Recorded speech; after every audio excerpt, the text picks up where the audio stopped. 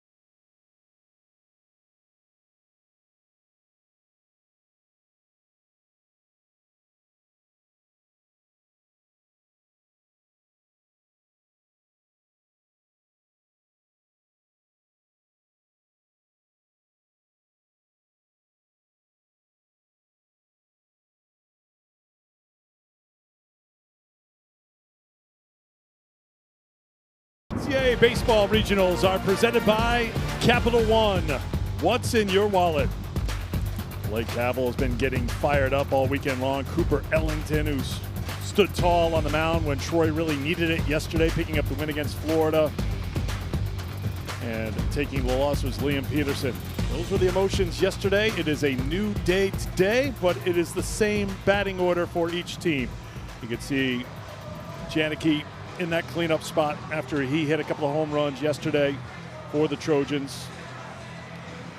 This is a team that has hit .369 in the regional, scoring 45 runs in the 4 games. And on the mound for Florida, Cooper Walls will make his first start since May 5th against North Florida. Yeah, he's back where he really feels comfortable starting. I mean, you're talking about the freshman of the year from Hawaii last year, and so he's coming in here, and it's a tough spot. I mean, there's no doubt about it. Stuff's going to be okay. Up to 94 with the fastball, nothing straight. So you're talking ball's going to be running, cutting. The slider's got good break. The changeup fades away. But this is no doubt biggest outing of his career right now. Winner take all. Can everything from the season at 6-8-7 can be erased with a good start right here. When asked about the pitching plan today, last night Kevin O'Sullivan said they'd have to be strategic today because they're going to use quite a few arms, have a bunch of guys throw an inning or two, and then we'll see where we are at the end of the game. But just looking for anything positive from someone on the staff right now. After what we saw from Sandifer on game 1, it was a struggle for the 2 other starters. And now we'll see what Cooper Walls is able to do as Aaron Piasecki steps in. Regional final. Game 7 is underway, and it's ball 1 at 95 miles an hour. 2, the senior shortstop, leading the team in hitting at .350 on the season. 10 for 20 at the plate in this regional with 6 runs scored.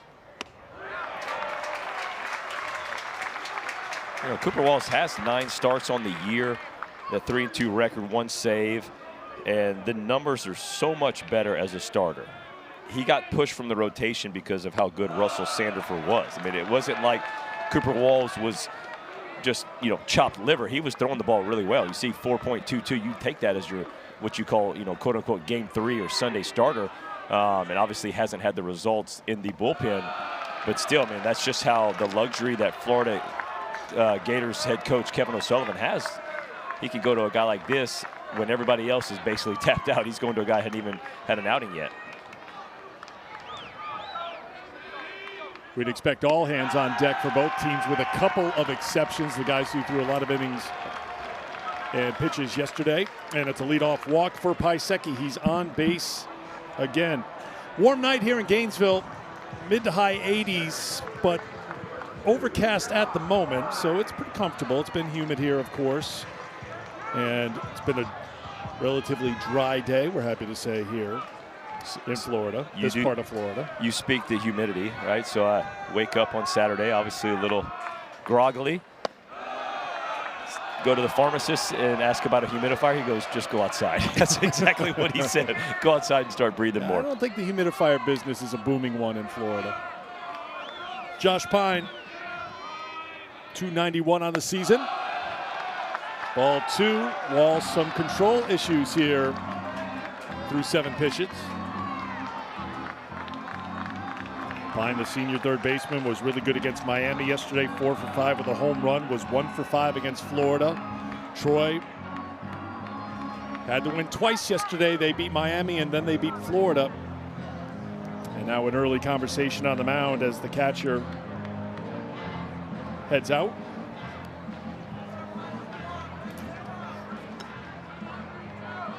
Skylar Meade, his 5th season as Troy's head coach. Big smile on his face as always.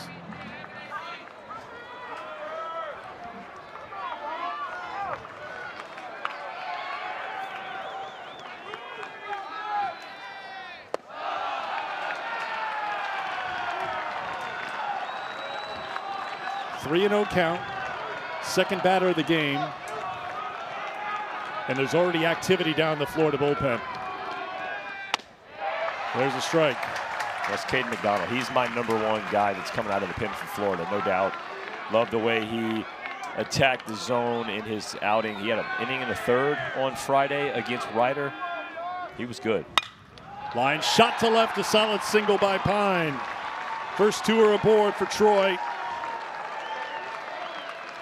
Here in the first. You obviously see what postseason baseball is like. I mean, on a regular, game 3 on a weekend, first two guys on, you're not necessarily panicking, boy. But when it's winner take all right here, moving on to super, after a leadoff walk and a base hit, bullpen's getting going.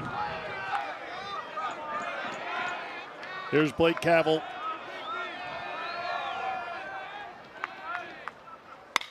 Ground ball right side. Just one play as Stripling will go to the bag. One down, runners at second and third for Troy. Boy, Eric, I don't know if I like that first pitch swinging. I know productive out, right? You move the runners over. But for a guy that was a leadoff walk and then he was down 3-0 to the second hitter, Blake Cavell going up there swinging first pitch, I might have wanted to see him take a couple pitches for that. Positive is he moved the runners over. Yep, Cooper Wall said, I'll take it, though. And you get two guys in scoring position for Jimmy Janicki after the way he swung the bat yesterday. You like how it sets up for Troy. You can see his numbers. OPS over 1,000, 346. The Sun Belt Player of the Year, 83 runs batted in. Sends it out to right field. They'll get down for a base hit. It's extra bases. And Troy has jumped out to a 2-0 lead.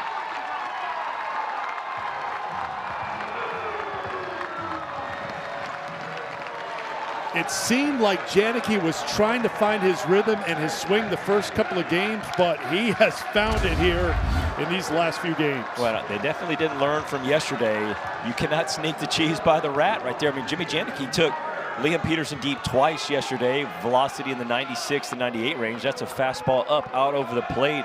And, man, he just slings the wrist, throws that barrel to the ball for a double, 2 RBIs in. And how about the Trojans up 2-0 in the first?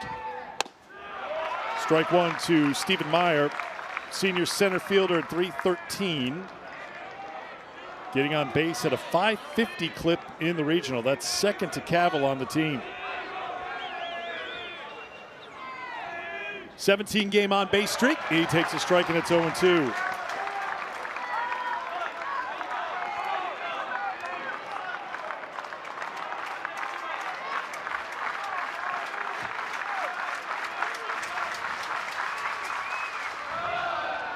Bowen keeps it in front. Good block by the Florida catcher. Well, we talked about the numbers for Cooper Walls. 16 appearances, 9 starts. Opponents hitting .327 against him. His last appearance was at LSU. May 16th, gave up 3 earned runs in an inning and a third. 16 pitches, 8 strikes, 8 balls.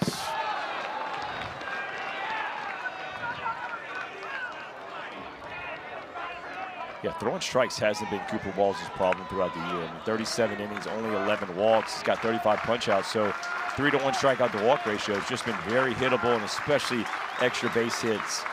17 extra base hits out of the 53.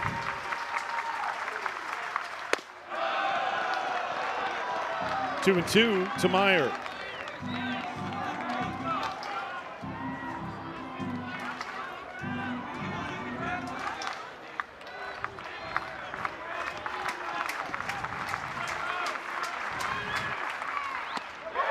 Called strike 3. Linus Baker, the plate umpire, rings up Meyer, 2 down. How about this? Changeup, inside changeup, misses his spot. Carson Bowen does a nice job, though, reacting to it. You see nodding the head like, yep, got it where I needed to, but he was wanting that to go away and just looks like a little nerves. Gonna settle down. That'll help you settle down a little bit. Drew Nelson, senior left fielder, will step in. Ball 1 to Nelson. 0 for 5 against the Gators yesterday. 3 for 16 in the regional. Does have 6 runs batted in. Had a big home run against Miami in game 1. That was a 5-5 game late.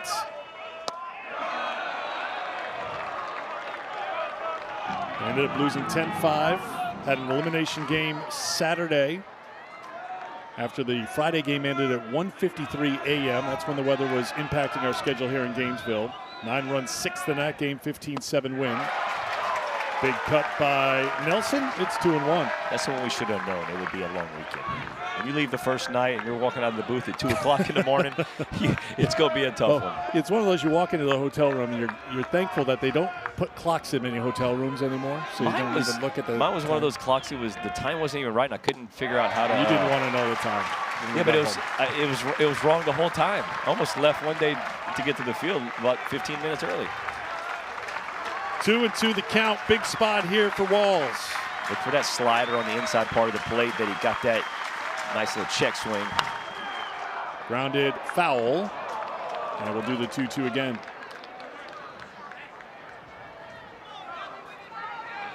Walls, the sophomore from San Diego, pitched for Hawaii last season, the Big West Freshman of the Year. But just 3 starts since late March for the Gators. Starting today with the season on the line for Florida. I'd go right back to that slider, but this time you got to get it lower. You got to get it in the dirt right behind home plate. Called strike 3. Walls gives up a couple of runs, but battles back to get back-to-back strikeouts to end the inning. 2-0 Troy as Florida comes to the plate in the first.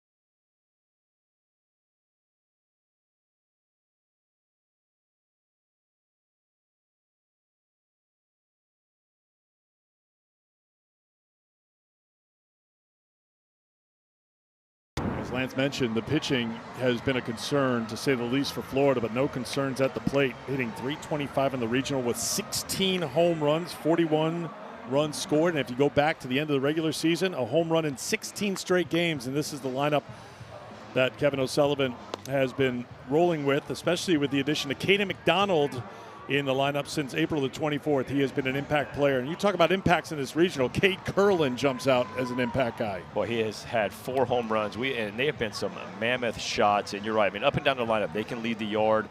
And this group of guys are really, for me, playing relaxed. Hayden Smith will get the start here for Troy at the start. We do expect to see a lot of arms here for the Trojans as they played 2 games yesterday, and they're playing a game here today. Yeah, I mean, this is a spot where I was talking to Coach Skylar Mead, and he said he just felt like Hayden Smith, he threw 57 pitches on Saturday, the true 4-pitch mix. He's coming on strong of late. They just feel like he's in the best spot to start a game, but like you said, if you got a P by your name, it's one of those where the shoes are on, they're tight, the gloves there, you're ready, mentally, physically. It could be the last game, but if not, you get to move on. But guess what? You can rest when it's over. And you wonder if that has crept in at all to what Troy's thinking here. If they win this game, they'll host a Super.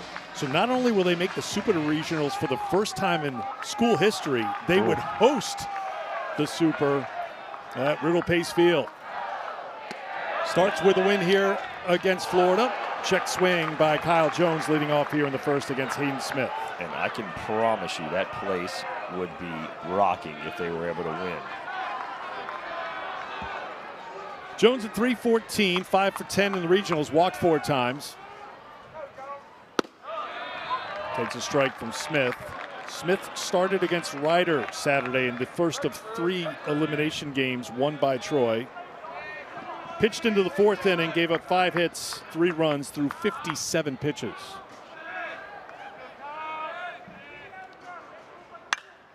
Popped up, shallow left field. Nelson drifts under it. 1 away for Florida in the first. Gators with 106 home runs total on the season after their 16 here in the regional. This has been the #1 regional, by the way. We're very proud to say. 35 not really. home runs in this regional. Here comes the Canadian from Toronto, Brendan Lawson. No, it's not for lack of offense why the Gators haven't taken care of their own regional. I mean, you mentioned the batting average, 425. They've mixed in 19 walks and hit by pitch, so over 6 of those a game. Slugging nearly 800. So it's an offense that's ready to go. The pitching staff just got to get some outs. They got a base runner, the Gators do, as Lawson is hit by the pitch. And I think the biggest thing when you talk about guys that are maybe tired, it's the mechanics, right? Because your body's tired. So where you think you're normally going to be, sometimes you're not. Right there, that ball just starts running in on Brendan Larson and not able to stop him. Got a hit by pitch.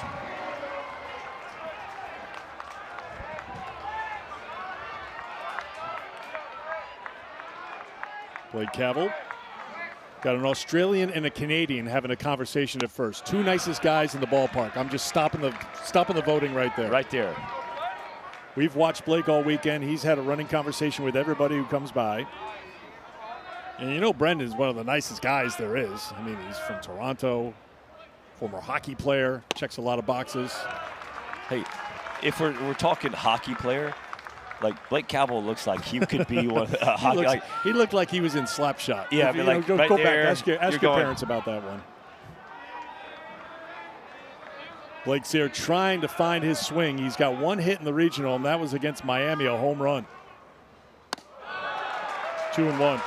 Yeah, having a tough regional, but that was a really big hit for him. Obviously means a lot. The Miami transfer a couple years ago. Boy, and he had some words to say as he rounded the base pass for some former teammates. 2-1. Ball 3.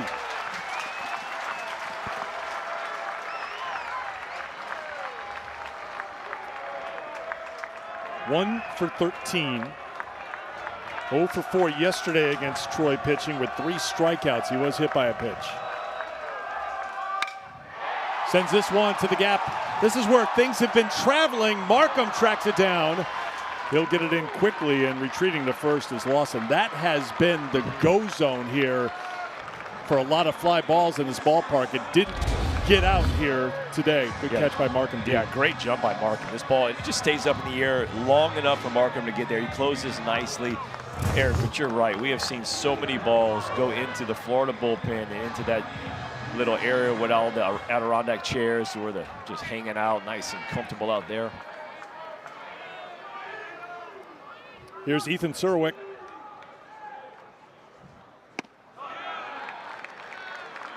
For all the success Florida has had in this regional offensively, 3-4 hitters been trying to find it a little bit. We talked about Sear being 1 for 13. Surwick's 2 for 13 with a home run, couple of runs batted in the Gainesville Regional. Sliced foul. Sophomore from Mississippi. Played for Ole Miss last season, just 11 games. He's the only Gator to start each game this season. Well, a little props to the Ole Miss Rebels. Coach Mike Bianco advancing on to the Super Regionals. Last night, big win over Arizona State. Late swing, fouled off. We'll do the 0-2 again. Extra inning affair. That was really nice to watch, man. It was fun.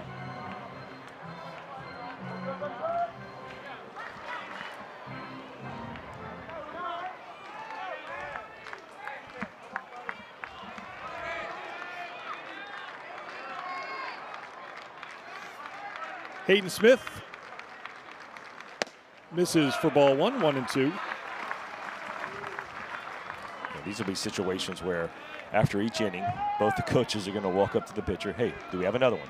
You know, you keep putting up zeros, the coach is going to keep running you back out there.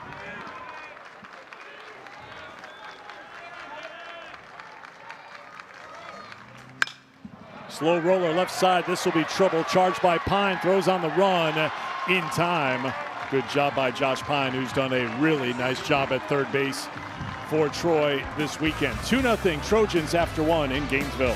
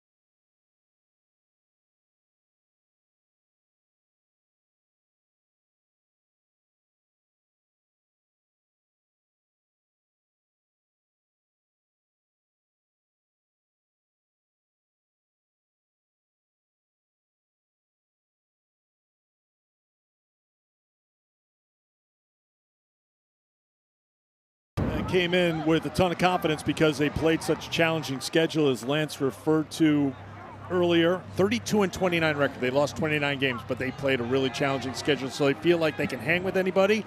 How about hanging 9 runs and 16 runs in the same day against Miami and Florida? Yeah, this again, we've mentioned how loose this team is. They feel like they're having fun, and obviously when you win, it is fun, but this will be their 13th game against Power 4 schools. I mean, they played Georgia's, they played Vanderbilt, Maryland, Miami, obviously, Florida, Alabama, and that's not counting also the Southern Misses, the East Carolinas, teams like that they've played. So been a lot of regional competition, and that's why they're not scared. It doesn't matter. It's just another game for them. Think about how challenging their conference was. The Sun Belt, 5 teams made it to the NCAA tournament out of the Sun Belt. A conference record. The Sun Belt, more like the Fun Belt. Fun Belt. Yeah, I mean, you got teams like Troy. Louisiana. Those guys made the regionals, made a little run, played in the finals last night against Mississippi State. 4-pitch walk to start the inning to Darnell, who was 3 for 17 in the regional. He's coming out to make a change. There's no question. You come out, 4-pitch walk. After the 2 spot, when McDonald was already getting loose, already ready. Yeah. Doesn't even wait till he gets to the mound. He tells the home plate umpire, makes the signal, and that's going to be it for Cooper Walls. Short leash is very short today with the season on the line. Pitching change. Nobody out in the second for Florida.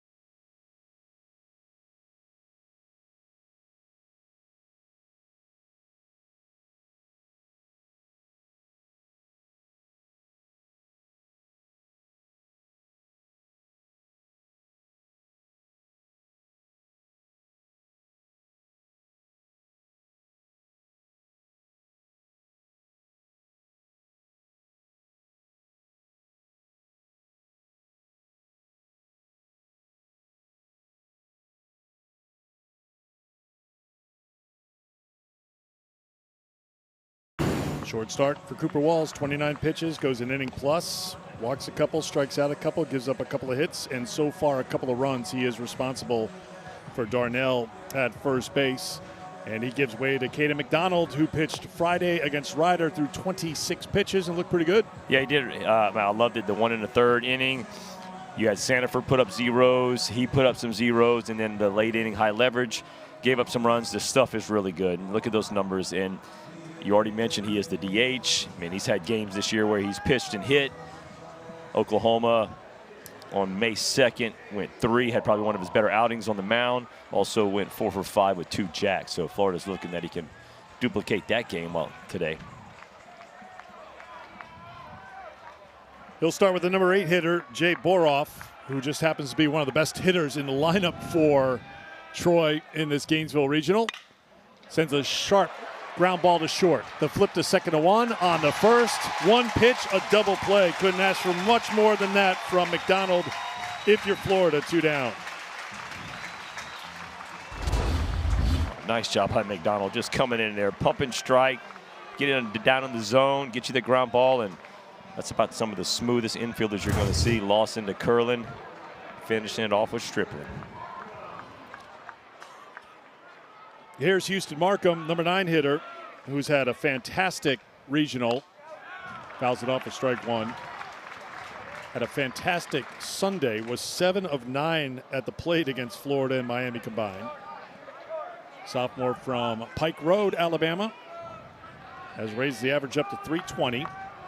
Those 3 home runs have all come in the postseason. 1 in the Sun Belt Tournament and 2 here in the regional. Turning it on. Lifts a fly ball to center. Jones drifts back. He's got it, and he puts it away. Good job done by Caden McDonald, and guess what? He'll walk to the dugout, and then he's got to go to work and get ready to lead off the next half inning for the Gators.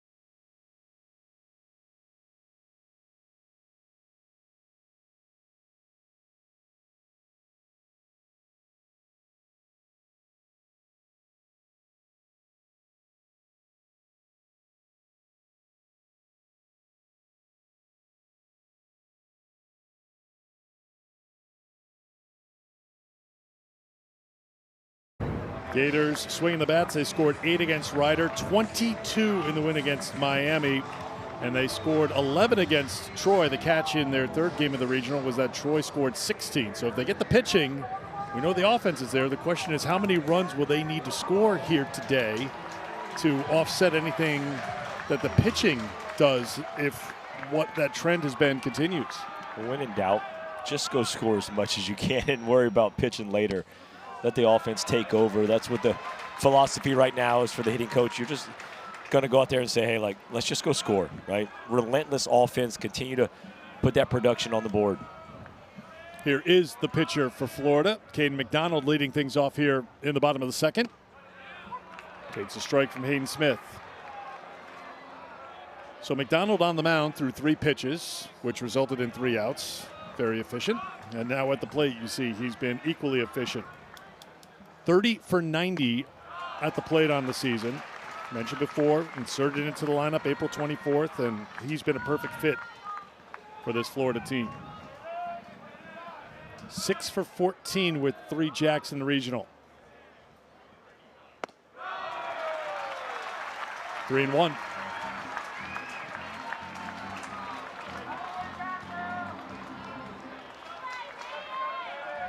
If Florida advances today with a win, you could be looking at your MVP of this regional. McDonald sends a shot to center field. Meyer backtracking in front of the track, and he's got it for the first out. All right, first thought now, ball's not carrying as much as it's been this week. There's been a couple. That one right there I thought had a little bit better shot. That one in the gap that Markham ran down, I thought had a little bit more giddy up on it. So that's going to be interesting to watch how that carries. Kevin O'Sullivan talked about it after yesterday's game. 35 total home runs through Sunday. 6 games. Said, this is not a small ballpark. No, you got 380 in the gaps. Power alleys, most ball clubs are right around that 360, 370 mark. So they have 10 extra feet, and it shoots out. You could see like the green padding on the side before the scoreboard. It shoots out to that chain link by both bullpens. So it's a big yard. But it has felt small the way the ball's been flying out. But to your point, we'll see what happens here today, because at first glance doesn't seem to be carrying like it had been the last couple of days. Carson Bowen at the plate. Senior catcher.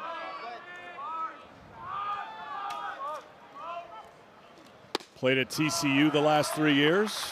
Has played in Omaha. 260 on the season, 7 runs, 2 coming in the regional.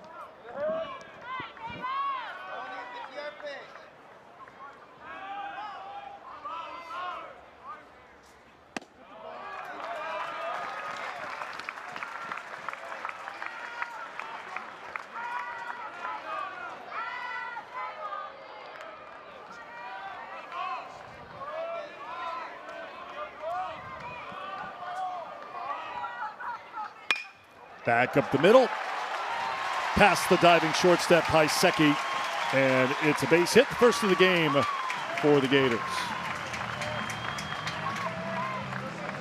Feel like we're always going to have an eye on the bullpens here today. Everything quiet in the Troy bullpen. I think the indication yesterday was what we saw from this young man, Cooper Ellington. We thought a couple times, well, that's got to be it. 4 innings, nope. 5 innings, nope. He went 6. Gave up 5 runs, didn't walk anybody, and struck out 5. Fantastic performance for Ellington.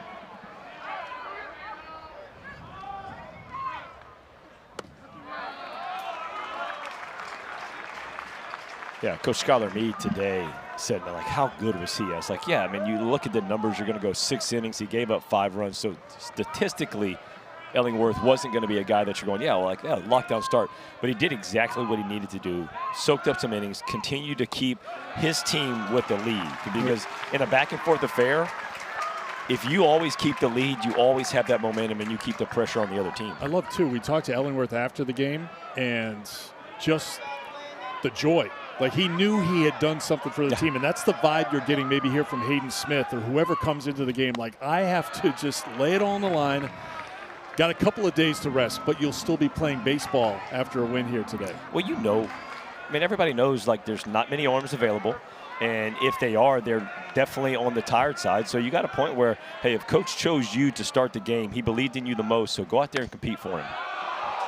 Call the strike, and it's 2-2 to Stripling.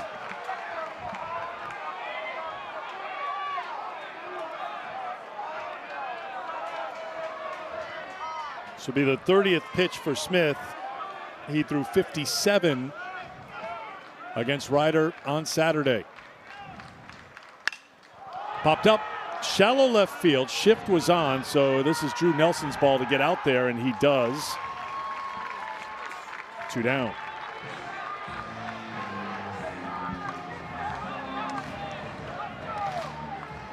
So here's the number 8 hitter for Florida. Both 8 hitters for these two teams have been fantastic. Yes, they Cade have. Curlin, who was 2 for 4 with a grand slam against Troy yesterday. 5 for 13 in the regional. 4 of the 5 hits, home runs.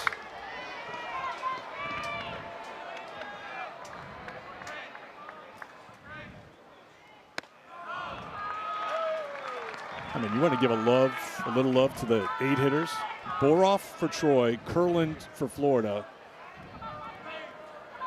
There is no drop off. No. At that spot in the batting order. What they call it?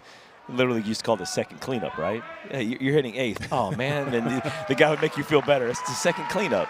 No, it's not. It means I'm not good. Number 9 in Little League was the second leadoff. Yeah. No, it just means I'm not that good. Hey, how about some props to the Oklahoma Sooners, Mr. Eric? 10th inning walk-off jack to defeat the Georgia Tech Yellow Jackets. Moving on to Super Regionals. Another team punches their ticket. Knew it was going to be a busy day today with the final 6 Super Regional spots decided. There is a way that there could be an SEC team in all 8 Super Regionals, which would mean the Omaha could literally have 8 SEC teams. It's still alive. Crowd comes alive. 3-0 count to Curlin, trying to get something going here in the second. And it's a 4-pitch walk. 2 aboard with 2 down for the Gators here in the second.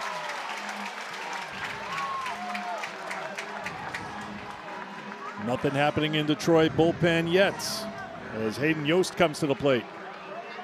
So Oklahoma will take on Kansas in the Super Regionals. Kansas, their first ever Super. Another interesting thing about Omaha, you mentioned 8.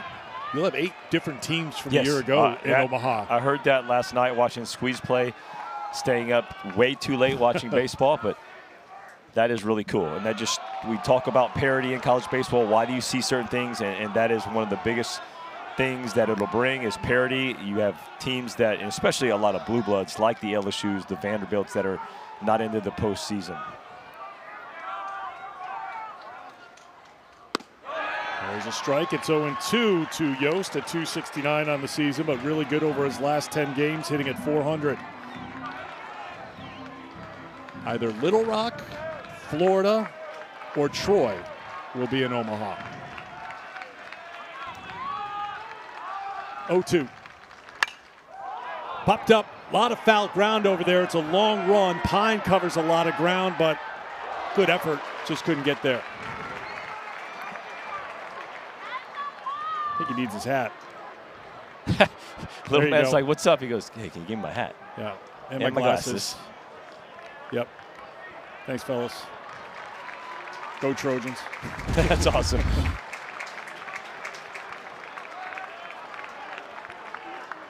Yeah, no regard for Josh, by the way. We're just looking for the baseball at that point. Well, my man in the orange shirt, we about lost him twice.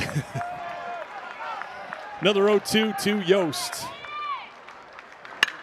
Line shot foul.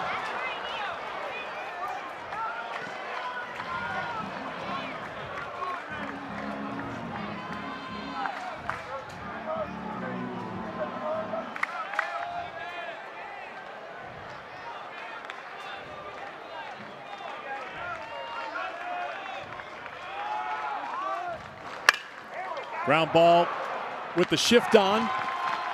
Paiseki jogs over and steps on the bag to retire the side. We will talk with the Troy head coach, Skylar Meade, when we come back to Gainesville.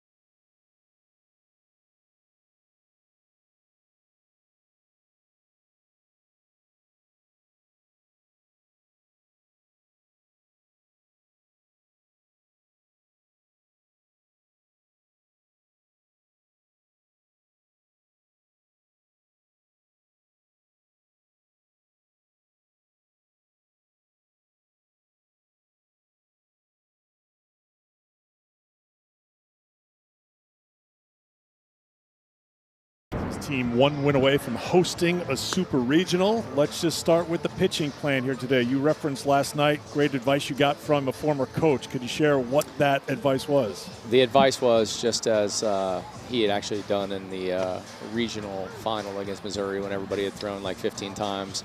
I actually got to start. I was throwing 72, 75. That is a true story. I was throwing really hard the days before, 82, 85.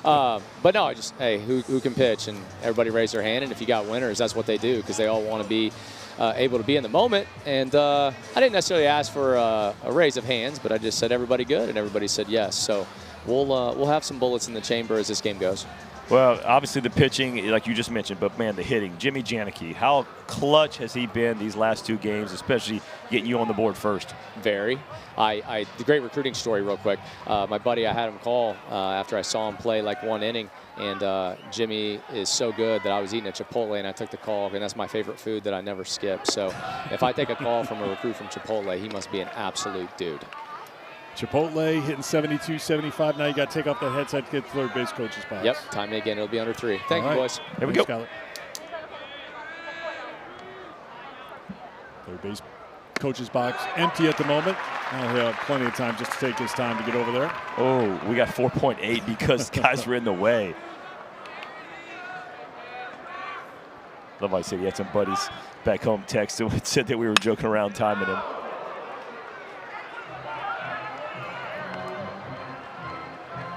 Hitting 72 to 75 in Omaha. I was just about to say, you're thinking along the line of me. Our fastballs are very similar. Reference Dan McDonald, of course, Louisville head coach, who texted him about, let's see a raise of hands. Slapped out of play.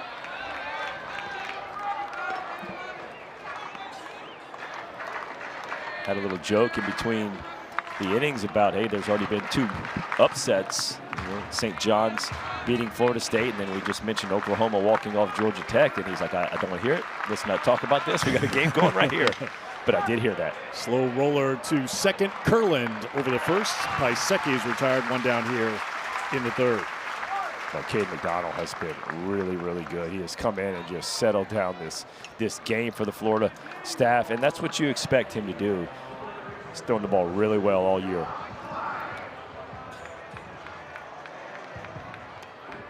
Here's Josh Pine. Singleton scored in the first.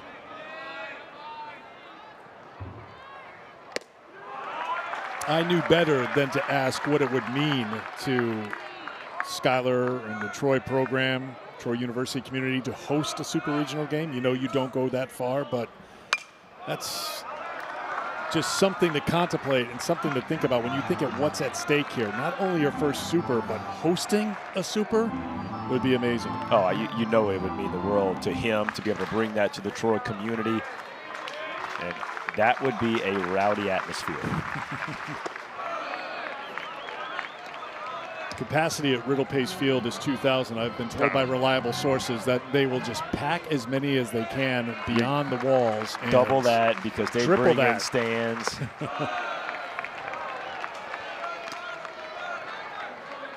2-2 the count to Pine.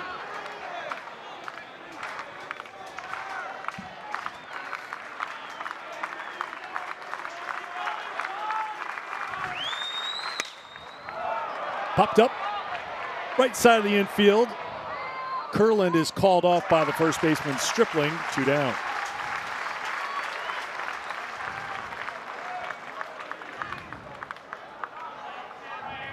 From the Florida point of view, Kevin O'Sullivan was quick to point out that they were in this position back in 2017. And we all know how that season turned out for Florida. Gator fan. 2017 national champions.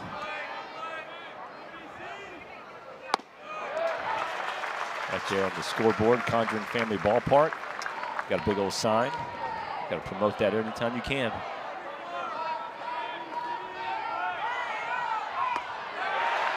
Tried to check, could not. Gators in 2017 lost to Bethune-Cookman on Sunday. They won Game 7. 6-1 on a Monday. They won the Super at home in 3 against Wake Forest, and then went 5-1 in Omaha to win that title in 2017. Off the plate, it's 1-2 to Cavill, who grounded to first his first time. Talk about an athlete. We already know he's a good athlete, hitter, pitcher. He just threw a fastball at 96. The hat came off. The pitch count came out of the hat. He caught them both. Nothing hit the ground.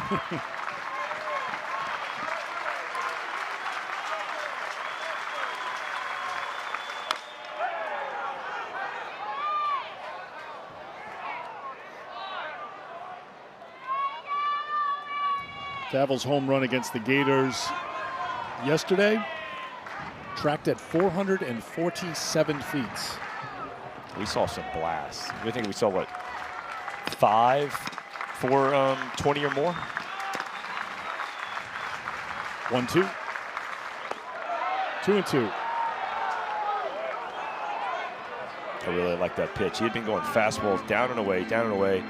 That's a big 12-6 backdoor hook where the hitter sees if he recognizes fastball early, he's going to swing. Out of play.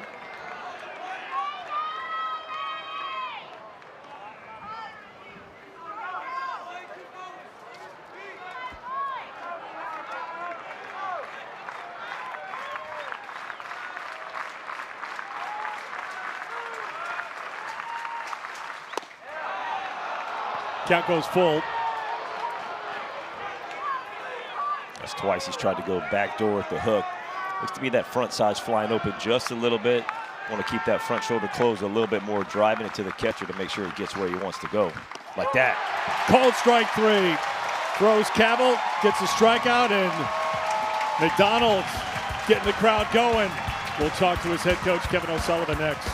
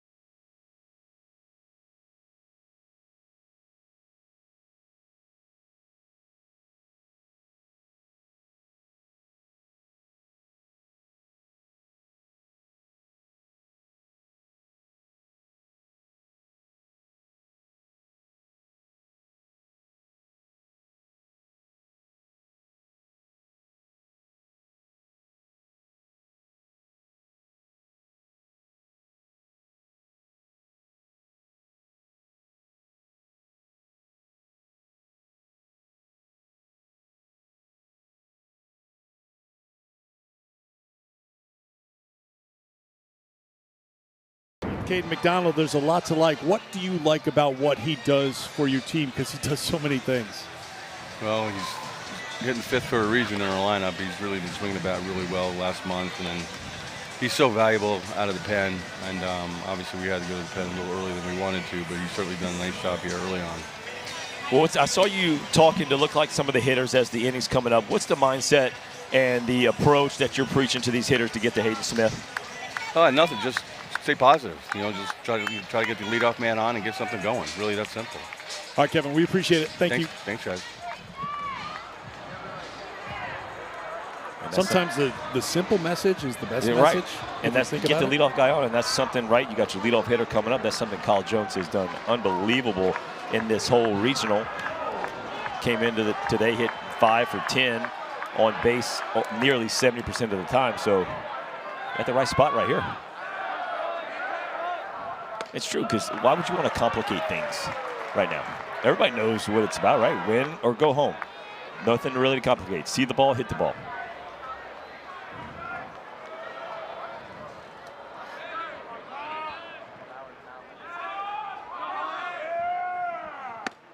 One and one. We all know there's a lot on the line. Loser, season's over. Winner, hosts a super regional.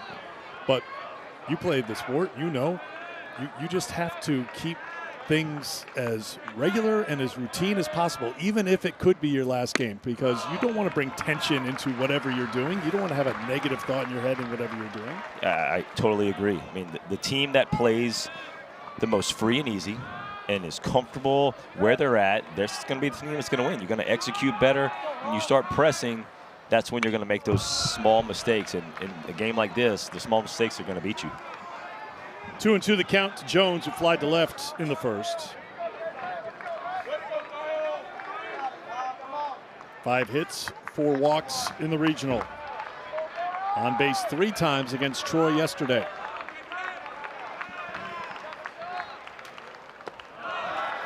Three and two.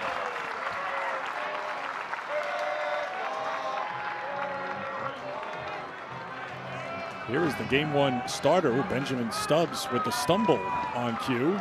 But I thought he might start, but Skylar Meade said that he liked Hayden Smith starting and Stubbs coming in relief. what's not to like with a pitch like that to get the strikeout? 1 away. I mean, that's what you just got to do, right? Make them hit to get on. You got a 2-run lead already. All this could be is a solo home run. Challenges them on the inside part of the plate. This is 89. So obviously the stuff is not what it was on Saturday, but just trust it. Perfectly placed. Look at it, right at the knees. Kyle Jones knows it. And just that fastball on the inside part of the plate froze him just enough.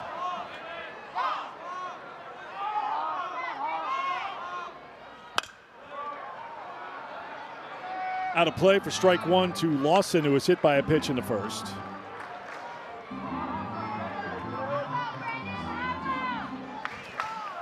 And this is a part of the year, right, on this game, when you get the bullpen warming up quick, but the moment he gets an out, you'll see them go, all right, wait, slow down, slow down.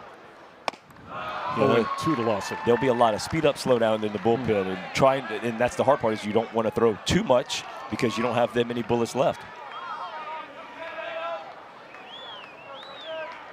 Because the moment he got that out, Benjamin Stubbs pulled off the rubber and just, all right, now he's starting to just flip the ball out there. Back-to-back strikeouts to start things here in the third for Hayden Smith. Well, he's starting to realize, hey, the fastball's got a little giddy up to it today. This one comes in at 92 miles an hour. Up out of the zone, gets the chase from Brendan Larson. Smith has been pitching well. His first start was against Marshall on April 26th. Had a start in the Sun Belt tournament, went 5, gave up just a couple of runs. So pitching with confidence with the season on the line and a trip to the Supers on the line here in his second appearance of this regional.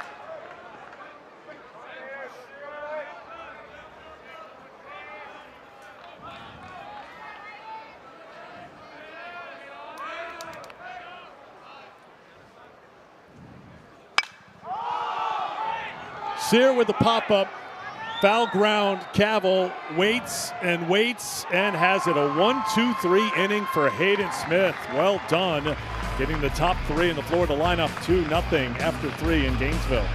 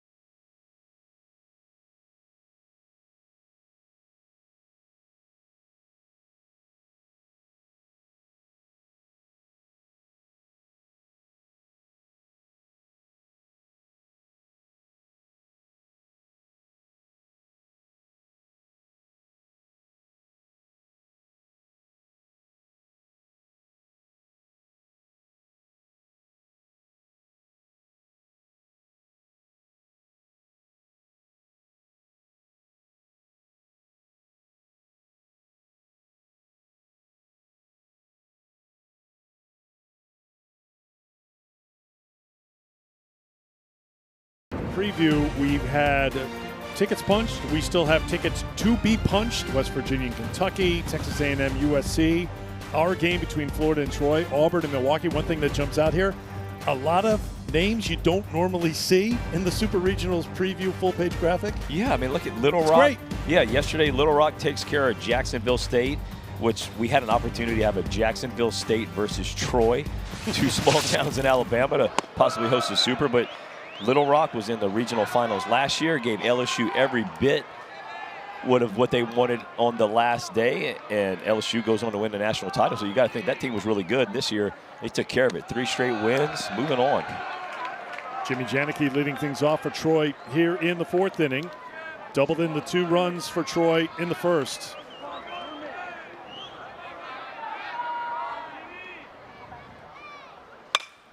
Little bloop out to right field, and Janicki has a 2-for-2 day. Eric, I don't know what the scouting report is definitely not. It shouldn't be. Throw him fastballs on the middle in because he keeps the hands in. He's strong enough. We've seen him get to this ball. I mean, if you're going to get there, you better get it in and off the plate. But look, he's so strong. The base is strong, and he just shoves that ball into right field. Sophomore from Downers Grove, Illinois, has shown he's pretty strong. Oh, gosh. Football guy, too. And it's good the fact that Troy was able to stick around, win a couple ball games, because he was not real good the first couple games. And, boy, he caught fire yesterday and obviously have picked up where he left off with back-to-back hits this game.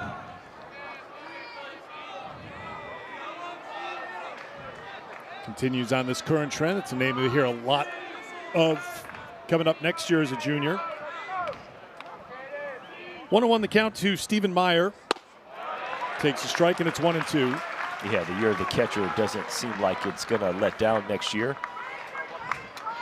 Big-time draft prospects. You got a couple guys like Janicki and Chase Freilich at Auburn, 2 sophomores that are going to try to carry the torch.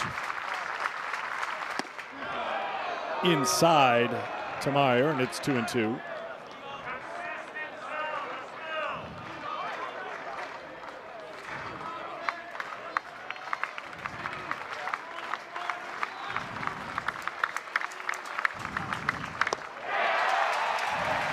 Pretty good at 81, fanned at it, 1 away. Well, he has made the adjustment on that backdoor breaking ball. This is the exact one after the fastball that way. Go with the hook. Meyer doesn't recognize that it's breaking ball. Boy, that's a big-time punch out. McDonald came in, got a ground ball for a double play in the 2nd. Got Troy 1-2-3 in the 3rd. Janicki leads off with a single, but then McDonald bounces back with the strikeout of Meyer, and here's Nelson, who takes strike 1. Nelson struck out looking against Cooper Walls, who got the start, pitched the 1st inning, faced 1 batter in the 2nd inning before giving way to McDonald. Tap back to the pitcher, chance for 2. 2nd to 1, on to 1st, not in time as Nelson gets down the line well. Lead runner is out, 2 down.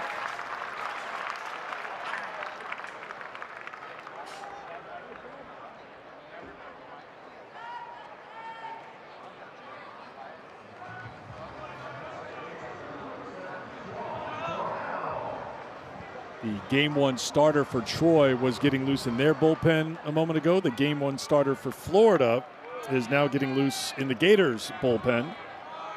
That's Russell Sandifer. Strike 1 to Sean Darnell. Sandifer could slow things down, though, with the way McDonald's pitching, but Sandifer looked good against Ryder in day 1. He sure did. But as a starter, they have their routine, so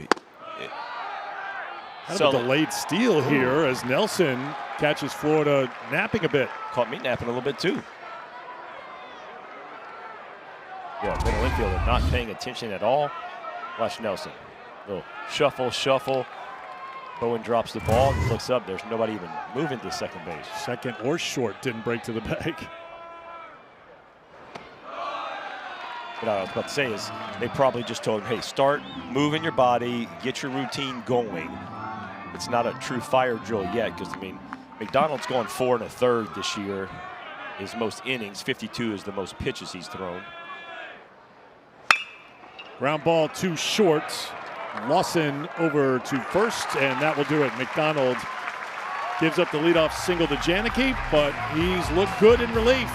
Gators are down as we head to the fourth, bottom of the fourth.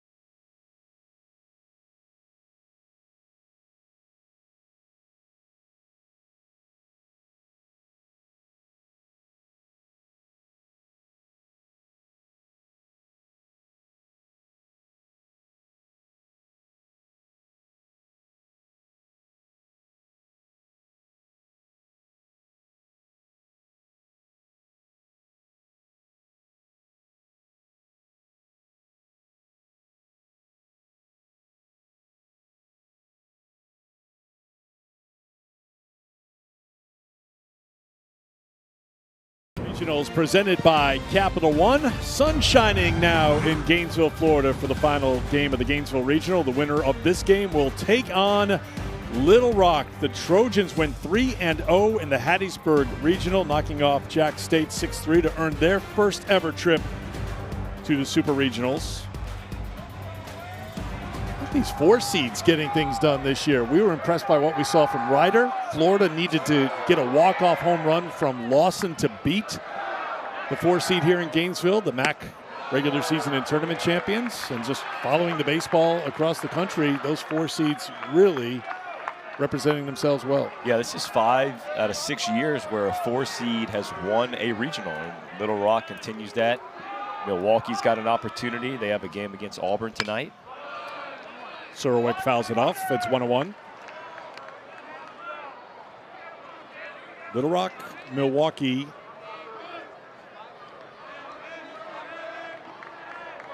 Murray State, of course, had that unforgettable run as a 4 seed.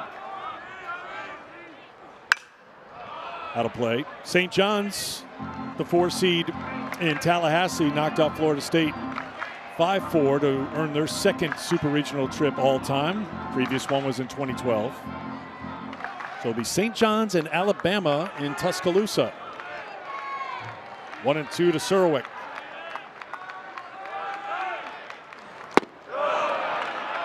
Two and 2. Other matchups, Oklahoma and Kansas. That one is set. Oregon, Texas, all set. That should be entertaining. Ducks went 3-0 in Eugene. Closed that with a win over Oregon State. 3-2. Mississippi State and Georgia, the other super that's set. All the other business needs to be taken care of tonight to set the Super Regional field. 3-2 to Surowiec, who grounded the third his first time. Solid shot. There goes the cap of Smith. And Surowiec has the base hit. Second for Florida tonight. That's a 111-mile-an-hour line drive right up the box. That's a scary spot for a pitcher. The hitters in the wheel. He spun that cap. Look at him. Let's go, boys. Is there anything better than the sound of that aluminum bat right there? We're trying to get the dugout going here, trying to bring a little juice to the ballpark. And here's the pitcher, Caden McDonald. We've already seen him have some emotion after coming off the mound, trying to fire the crowd up. Watch him get a big hit, see what he does. McDonald fly to center in the second. Janicki and Cavill going out to have a chat with Smith. Activity has resumed in the Troy bullpen. Stubbs, their number one starter. Stubbs went 99 pitches on Friday. Another big reason they felt like Smith because he went 57, even though his was Saturday.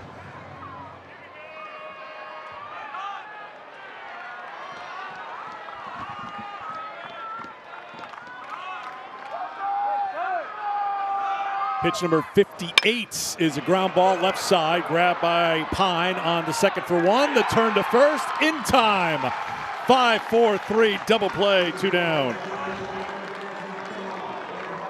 Whatever Blake Cavill and Jimmy Janicki walked up and said, It hey, worked. Go ahead, get the ball inside part of the plate, get it down, let the defense do his work. Pine to Darnell to Cavill.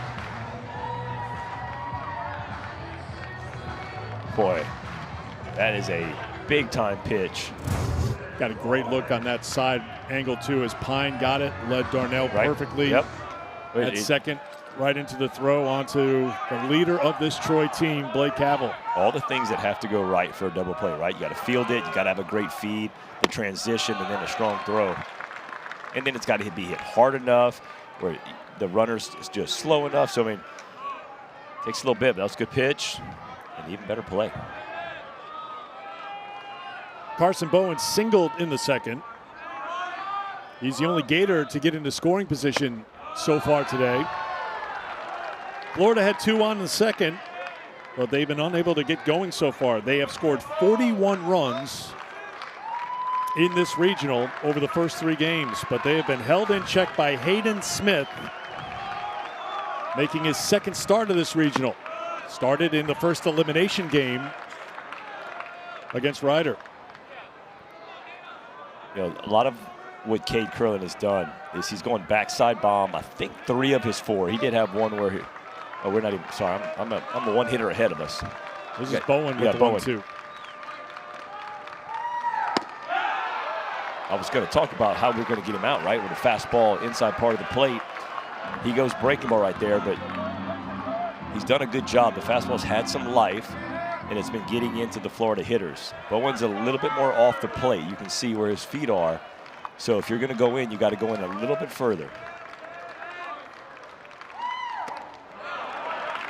Down and in for a ball. It's 3-2 with 2 down to Carson Bowen.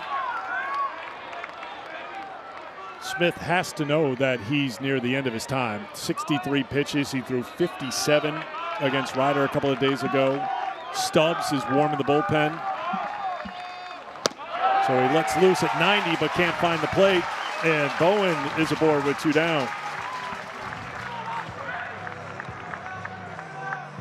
Eyes on Skylar Meade. Thinking about it.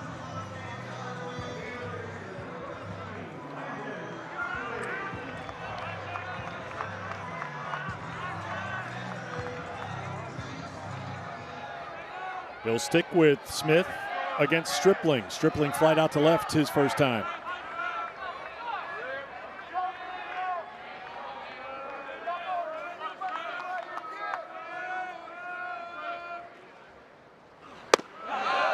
Ball 1.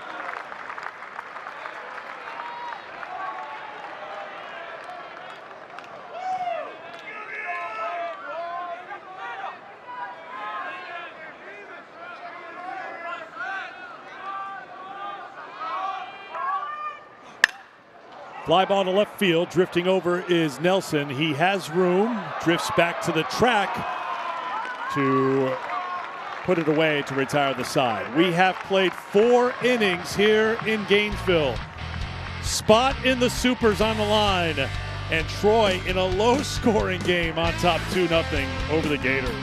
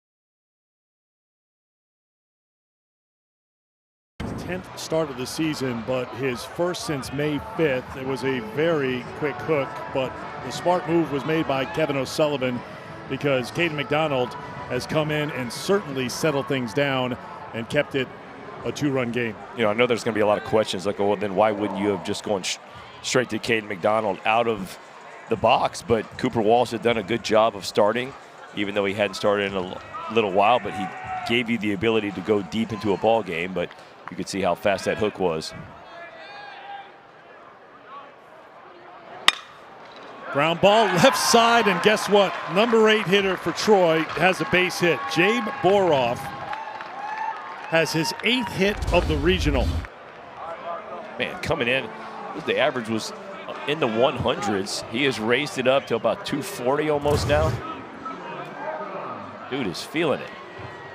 So Boroff in the 8th spot, Markham in the 9th spot. Look at what these two have done combined in this Gainesville Regional. I mean, coaches always preach like, hey, can we just get something, another backdoor hook that he's really figured out. Can we get something from the bottom of the lineup so we can flip it to the top? And it allows those, you know, the top of the order hitters to hit with men on base. And that's exactly what Troy's 8-9 have done all regional.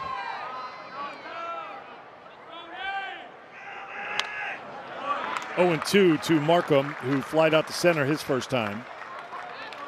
Well, Boroff has his 8th hit of the regional, 3 of the 8 hits home runs. Markham has 2 home runs out of his 8 hits in the regional. I go right back to that backdoor hook. That one, the run before, got a little bit of the plate. Yeah.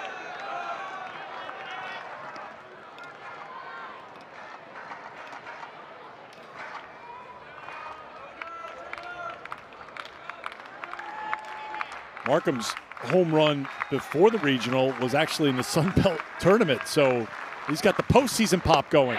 Not this time, though. McDonald gets him for the first out of the 5th. He gave him a steady dose of hooks, man. Coming in at 79 to 81. Kept it pretty much away from him because that seemed like the ball coming into the barrel has been what Markham has done to do his damage. Good sequence right there for Caden McDonald. Back to the top of the order for Pisecki, who's 0 for 1 with a walk and a run scored. He takes strike 1.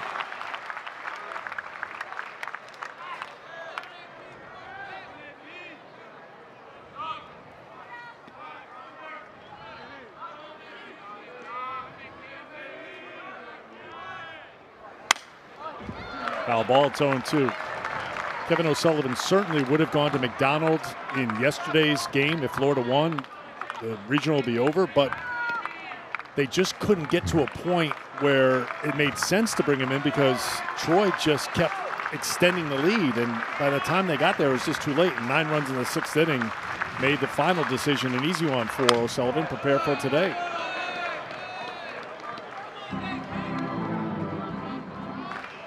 Gotta like what you've seen from number 21, sophomore from Tampa.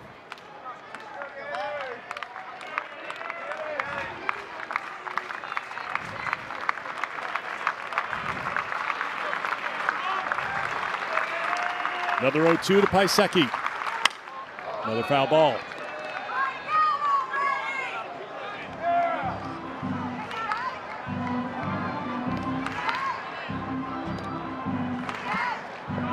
Pisecki walked to lead off the game. Pine singled, and with 1 out, Janicki hit a 2-run double. That's the scoring so far, all coming in the top half of the 1st inning.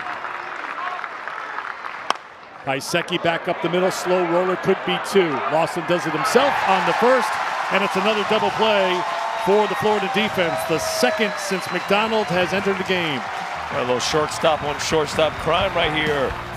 Little squibbler up the middle, Brennan Lawson. I got it myself, my man. Here we go.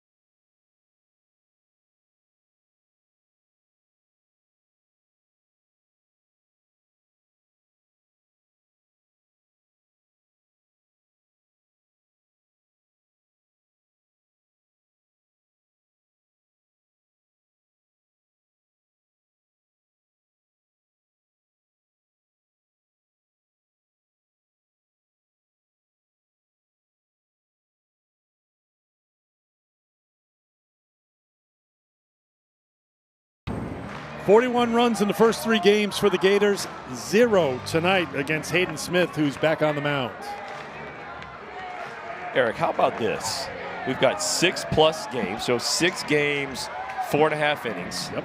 We've had 2,222 total pitches thrown in this regional. That seems like a lot. 2-2-2-2. I like little things like that. 35 of those 2-2-2-2, now 2-2-2-3 have left the park. 16 of them have left some bruises on a couple of batters. We've had a lot to process here. Day 4 for us here in Gainesville. Cade Curlin swinging a miss for a strike. It's 1-1.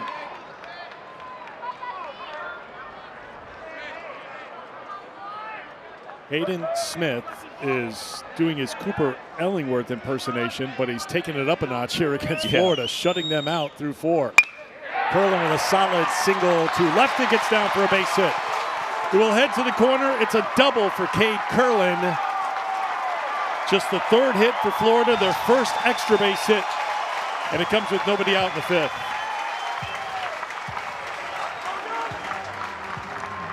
Little surprised to see right here, Eric, that he goes changeup. This ball's 78, and it's just sitting middle, and Cade Curlin crushes this ball down the line. Nothing like a leadoff double to fire up your team. But he had been beating him with the fastball the whole Gator lineup. Skylar Meade making the walk out to the mound.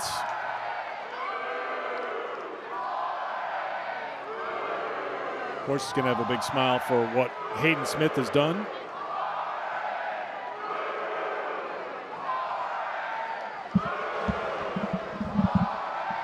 And that will be it for the Troy starter.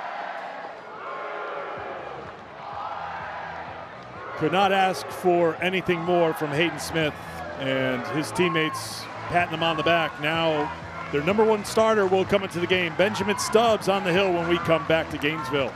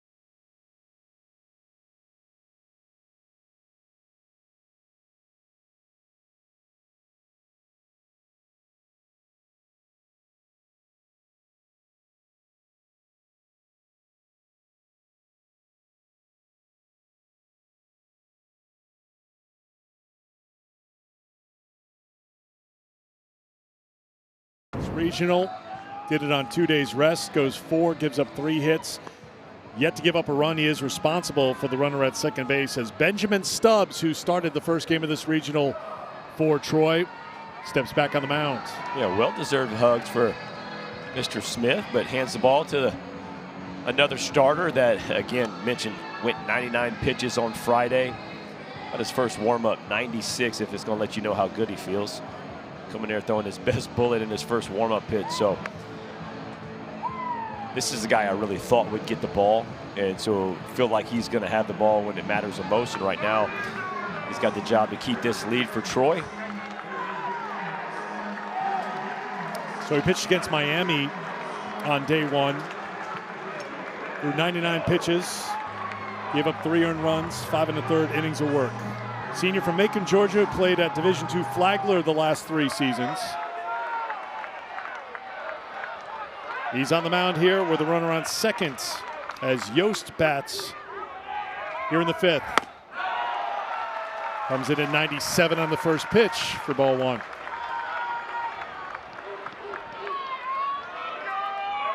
The biggest thing is you can't come in a game so juiced up, because a lot of times you'll see starters that now come out of the bullpen, they start with too much adrenaline. Sent out to left field, dropping quickly. Diving play made by Drew Nelson. What a catch by Nelson for the out.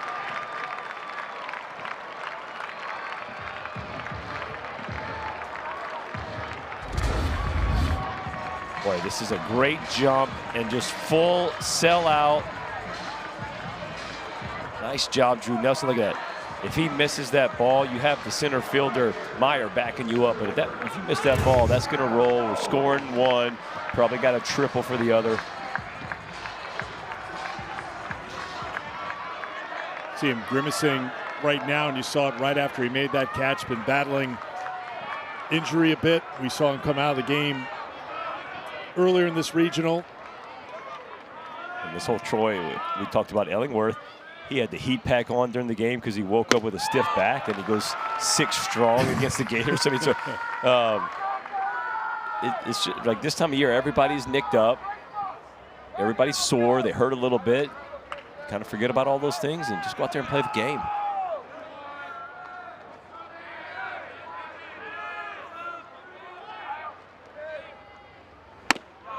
In there for a strike. It's 1-1 to Kyle Jones. Great Jones spot. 0 for 2 with a strikeout. That's the same pitch he struck out on.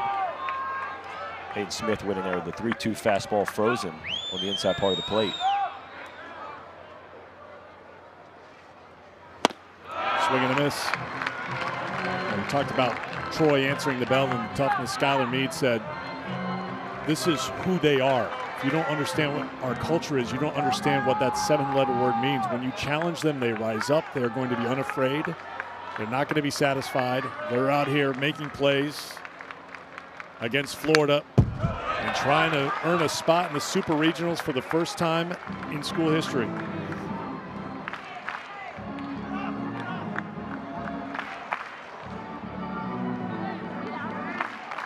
Hayden Smith pitches into the 5th inning. Gives way to Benjamin Stubbs. Brings the 1-2 to Kyle Jones. Soft liner to center field. It's going to drop in front of Meyer. Being waved around is Kurland. Here comes the throw, not in time. Heading to second is Jones, and he's going to be out at second base. Great read by Kurland, who did not look back after leading second. He needed to do that to get to the plate. A run scores, but a run erased at second by Janicki. Boy, Eric, I don't like the pitch call. I mean, it has been fastball by him. He fouled off once, so you go break ball. Jones keeps that bat in the zone long enough. Meyer comes up firing, and I thought once he missed the cutoff man, Kyle Jones, smart baseball player, but man, Jimmy Janicki comes up firing and throws a strike to get the out.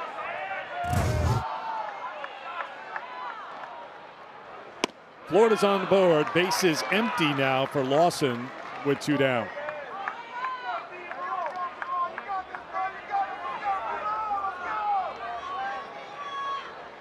Kurland with the leadoff double. Yost robbed of a hit. Great play by Nelson in left. Up and into Lawson for ball 1. Jones with his 45th RBI of the season, but cut down at second by Janicki. And after watching that play on the replay, I wonder if he was going to be shaken up. Looks like his chain's broken, but him and Darnell had a big-time collision.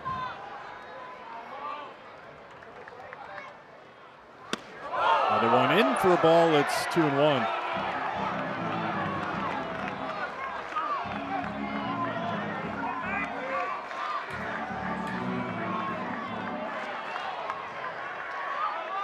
He's going in with, on purpose. 2 pitches in a row, set up for a good breaking ball down and away.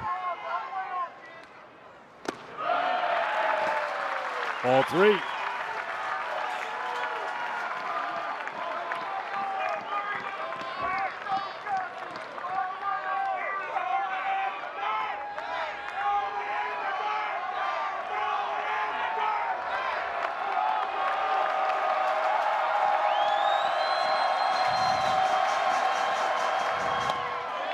3-2.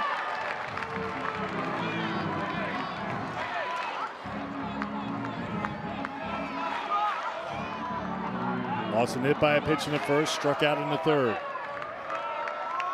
6 for 15 with 3 home runs in the Gainesville Regional. Popped it up, nobody over there on the shift. Great effort to try to get there by Pine. He'll throw it to his friends who helped him out before. And what a scrum right there. It got a little aggressive there. Little kid's face smashed up against the chain link fence.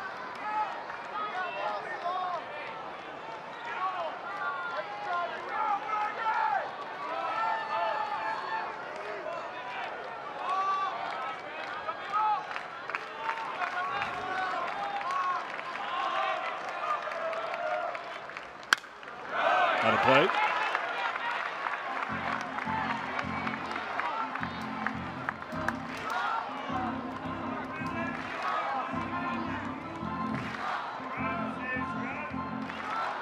Stubbs against Miami.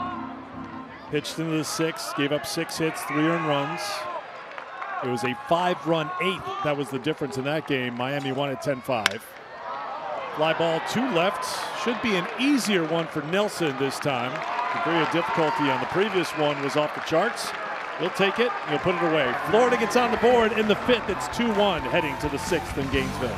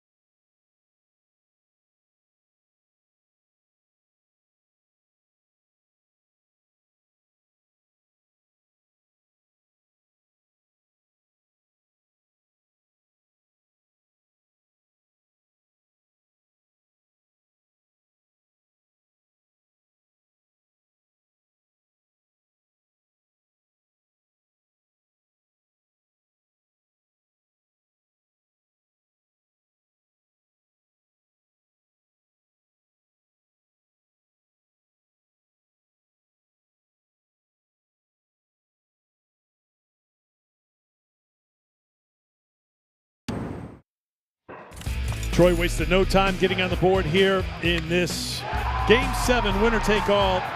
Jimmy Janicki with the 2-run double that brought in Pisecki and Pine. And the Trojans had a 2-0 lead. It was that way until the bottom of the 5th. Bloop by Kyle Jones brought in Cade Curlin, who had led off with a double. And that's the Florida run. A low-scoring game here, finally, in the Gainesville Regional. I can't believe they keep trying to throw Jimmy Janicki fastballs in. And for the most part, fastballs at all. Janicki up 3rd this inning. Josh Pine leads off, 1 for 2 today.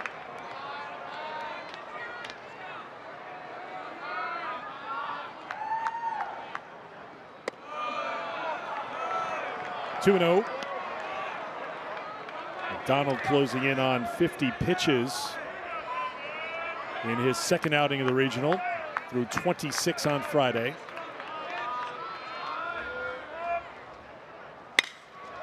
Hard grounder to the shortstop. Lawson to first. The stretch, keeping his foot on the bag, was Stripling. 1 away. Donald just continues to throw strikes, get outs. That's all you can ask. You know, reaching the pitch count that he's never really been to before. Once he gets above the 52 mark. Heck of a stretch right there by Stripling to stay, keep his foot on that bag. See that toe stick on there? One down for Blake Cavell, who's 0 for 2 today.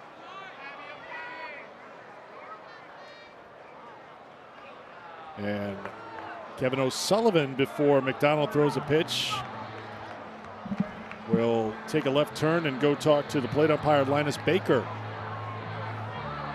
I'm going to guess we're going to get Russell Sandifer coming into the game to face Blake Cavell, and we will. Yeah, he's got to go talk to him because he's letting him know that McDonald's going to go back into the DH spot. That's a good job right there by number 21. Pitch shutout ball, and the fans here at Condra Ballpark pay the according tribute.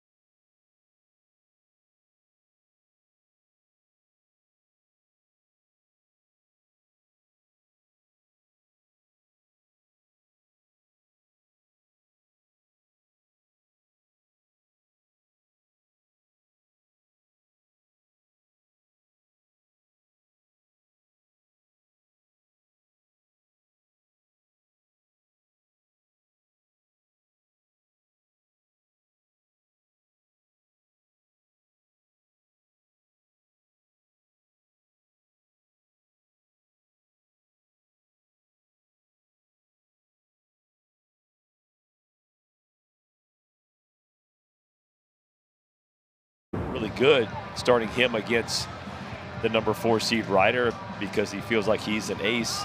Maybe not on this staff, but could be an ace somewhere else. Like, think about it, his last start before Friday was in the SEC tournament against Georgia when he was smoked by the comebacker off his pitching arm, 105 miles per hour coming out, but x-rays were negative. Had a good bullpen Tuesday, according to O'Sullivan. Looked good Friday. We'll see how he looks now on 2 days rest on Monday in relief. And King down in the bullpen. You saw Liam Peterson in the dugout, threw a lot of pitches yesterday. That would be one person I would expect not to see today for Florida. You can always say all hands on deck with an exception or two. 1-1 to Cavell.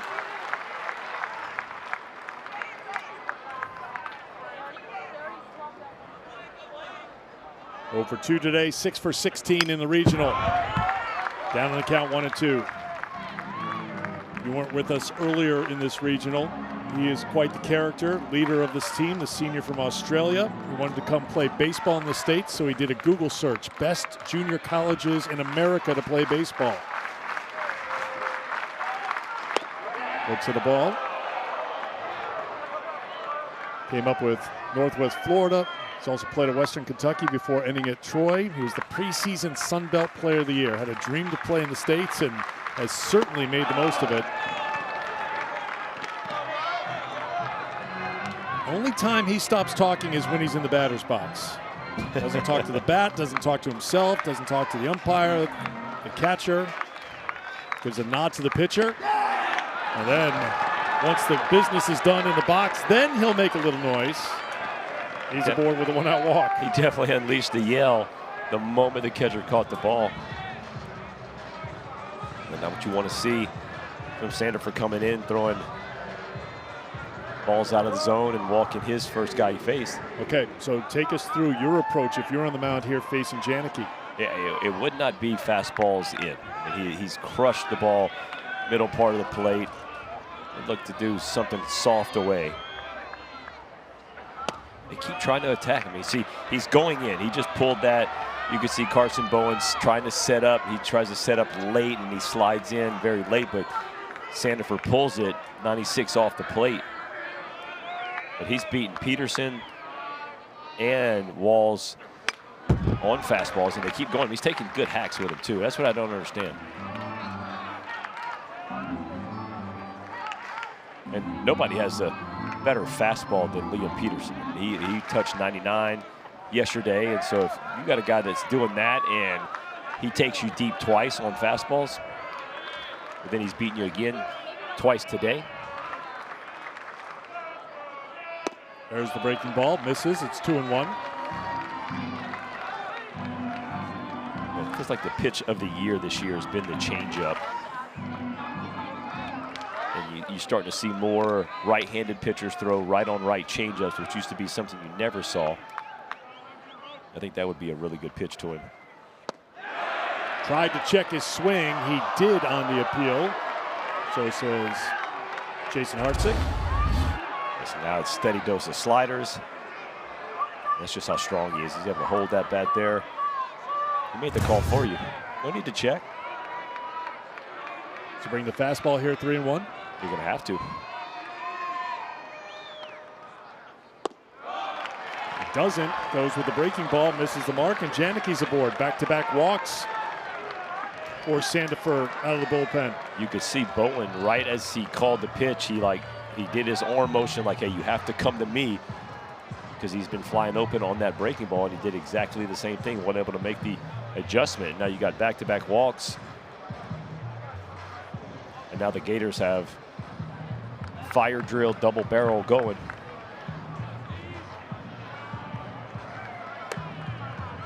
Josh Reitner, the right-hander right there.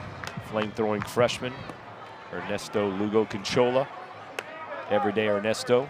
In a perfect world, you'd wait to bring in Reitner a little bit later on, but game and season on the line no question. here for Florida. And Reitner's been extended. Jackson Barbary, I don't know if he's necessarily up. He's been up Friday and Saturday, through 11 on Friday, 61 on Saturday. You'd really feel comfortable if he was in the ball game, but Reitner's not a bad option. But yeah, it's a tad bit early. Meyer 0 for 2 against Walls and McDonald. There's a strike from Sandefur. It's 1-1.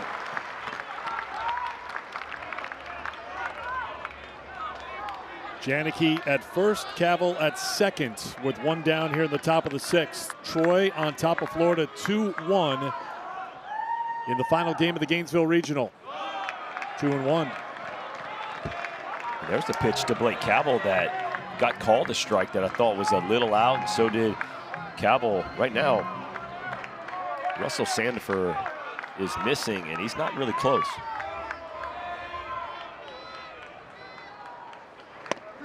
That misses for ball 3, 3-1. Sandefur trying to adjust to this role coming out of the bullpen after starting on Friday, and he has control issues right now, at risk of walking the bases loaded with one out in the sixth.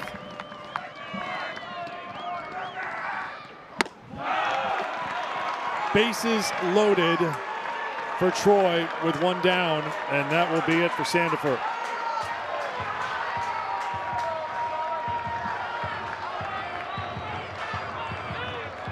In a situation like this, pitchers are going to be put in uncomfortable positions. Absolutely. That might be new to them, and you just got to try to find out what they can do, but the hook for Sandefur. Fourth pitcher of the game coming on now for the Gators with the bases loaded in the sixth.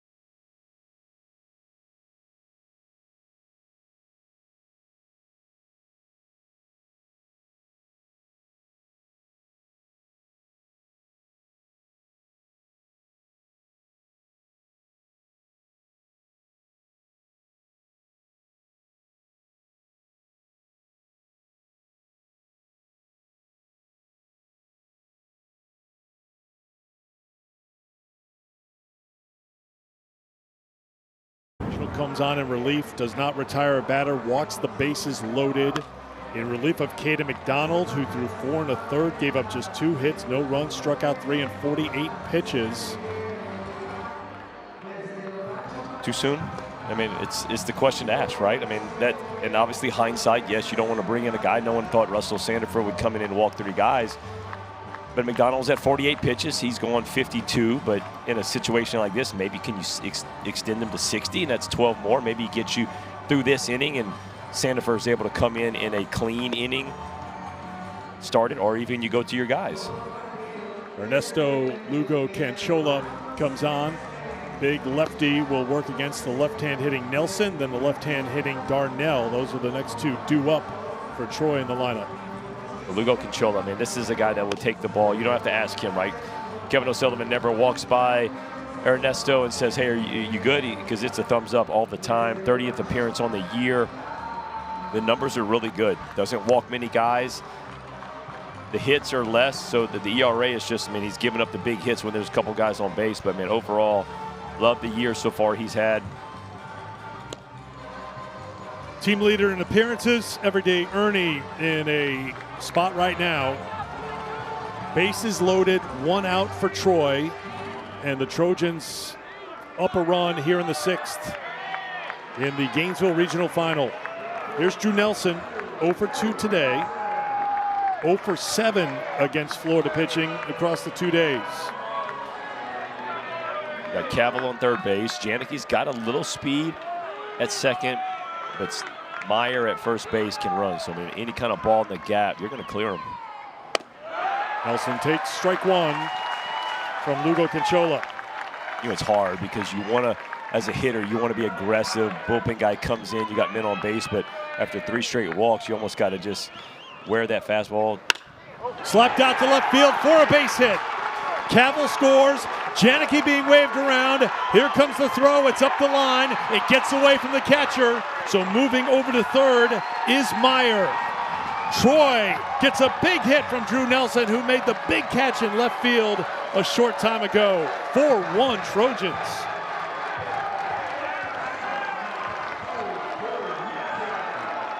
Well, he took the fastball 0-0, first pitch, a little up and away.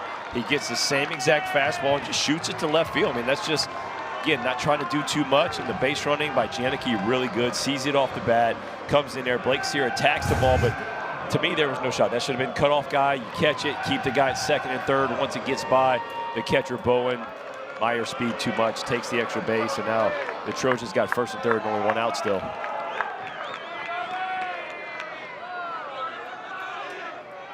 Here's Darnell, 0 for 1 with a walk. Looking to bunt, lays down a good one. The squeeze is on, and a run scores for Troy.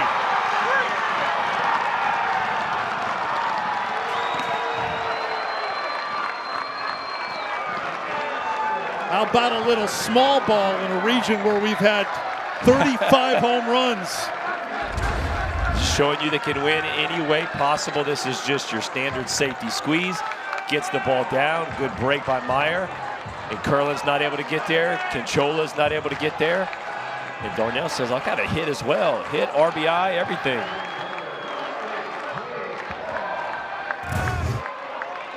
Gotta be careful right here. Boroff trying to add 3 to the total with 1 swing, and he does have the power to do it. Strike 1 to the junior DH, grounded into a double play in the 2nd, singled in the 5th, his 8th hit of the regional. 1st and 2nds for Troy. 5-1 Trojans in the 6th. That was a perfect bunt. You couldn't have rolled that into a better spot where the pitcher had to slow down, possibly could field it, so now he's not able to make it to first base. Line drive, base hit, extra bases. Nelson scores. Darnell heading home. The throw is not in time. 2 more runs for the Trojans. Boroff delivers again in Gainesville.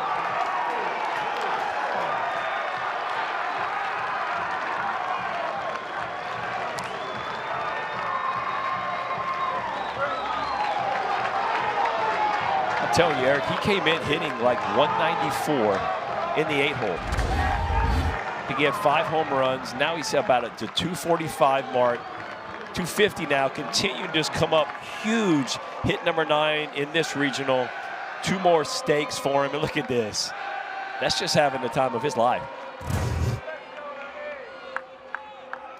Number 9 hitter, Houston Markham, 0 for 2. Think about how this Troy team has done it. Look at Jay Boroff down there. Entering the game today, his OPS in the regional, a team best 1563. This guy at the plate, 1556 OPS. Your 8 and 9 hitters. You got to have guys step up and do special things, and you're going to make a deep run into the postseason, and you're looking at 2 guys that are answering that call.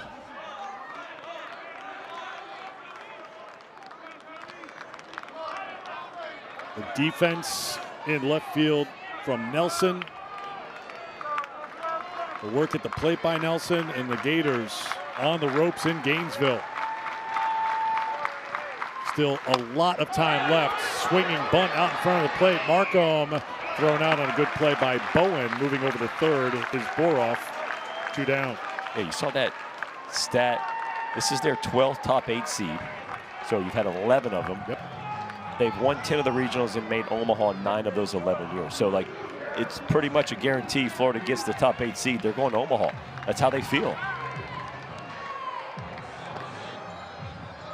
But in a regional where we've seen 4 seeds do things, we've seen teams never make the supers do things, maybe that is the major theme in 2026. You'll have 8 teams in Omaha who weren't in Omaha last year. Paiseki swinging a miss for strike 1. 9th man to come to the plate here in the 6th.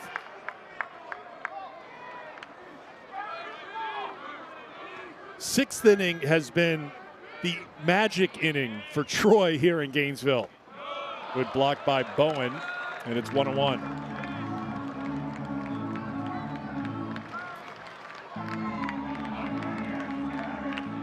Held scoreless against Miami. Put up a 9 spot against Ryder. Half their runs have been scored in the 6th inning. Scored 3 against Miami the 2nd time. And then they had that other 9 spot against Florida. So they've had 2 9 spots in this regional. They got a 5 spot working right now against Florida. You got 2 outs. I mean, you don't have to do a little bit more damage to put up a 9 spot to make that 3, but still great production in the 6th inning.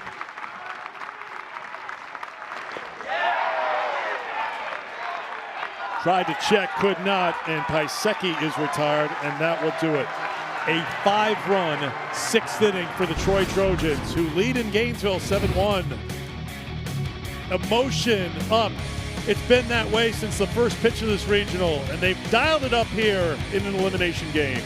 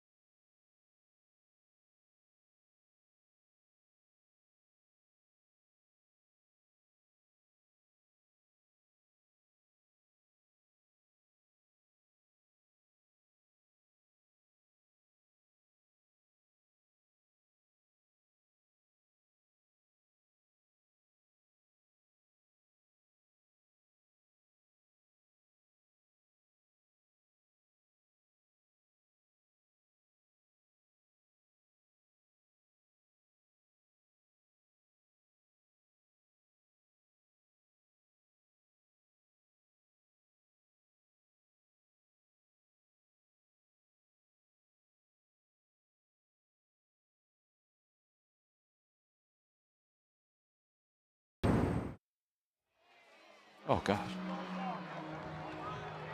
Welcome back to Gainesville. We talked about the 9 runs that Troy has put up on 2 occasions in the 6th inning in this regional. They did it yesterday against the Gators. They do 5 runs in the 6th inning today. 26 of their 52 runs in this regional scored in the 6th inning, and they have a 6-run lead as we head to the bottom of the 6th. Yeah, both of those games were tight. That Sunday game was a 7-5 ball game. Troy was up. Obviously, the 9 run just blew it open. You have today, 2-1 ball game. They blow it up again. Now they hand the ball off to Noah Thigpen, the sophomore from Lake Park, Georgia. Got one job, get outs, keep the lead. 22nd appearance this year. This is the 3rd appearance. He threw Friday, he threw Saturday, so you know he's tired. But this is where, when you talk about getting to the Super Regionals for the first time in school history, right? Yep. You're going to be remembered by, you know, past players, future players, if that's the first team that did it. Soft liner to third on 1 pitch. Sear is retired in the 6th. Thigpen threw 21 pitches on Friday, 51 pitches on Saturday, so they stayed away from him yesterday. You got to give a lot of credit to the Troy staff yesterday. Tommy Egan, Zach Crotchfeld. That they did went that one against Miami. Yeah, they Yep. soaked up 9 innings. Egan went 4 2/3 in the start, and Crotchfeld, to me, is going to make an all-tournament team here for a reliever. 2-0 in this region with 5 innings pitch. He soaked up 4 1/3, and then against Florida, they only used 3. So that's why they're here, and that's why they have the ability to bring guys like this out, because they were able to soak up some innings yesterday. Ellingworth went 6 yesterday. Alonzo and Dill, the other 2 for Skylar Meade out of the bullpen. 0-2 the count to Surwick. 96 for a ball, 1-2. Skylar Meade works with the pitchers, so he knows them better than anyone. You look at what Benjamin Stubbs did, through an inning, didn't give up a run, gave up 1 hit. You like to assume we'll put him out there for a 2nd inning, but you were talking to Meade before the game, and you know he wants to spend a lot of time with the pitcher, so I think he knows his staff pretty well. Absolutely. Trying to stay ahead of things here. You also, I mean, you communicate with the guy. I mean, the stuff looked really good, but it did look like he was trying to overthrow a little bit, and because he knew maybe he didn't have as much, so by trying to overthrow. But still, you put you up a 0, and if your name gets called and you go out there and put up a 0, coach can give you a little pat on the back. Skylar told us before this regional started there was a range of velocity where he felt uncomfortable with Stubbs if he was throwing too hard. So maybe that was the tell. Tried to check his swing, could not. Surwick is retired. 2 down.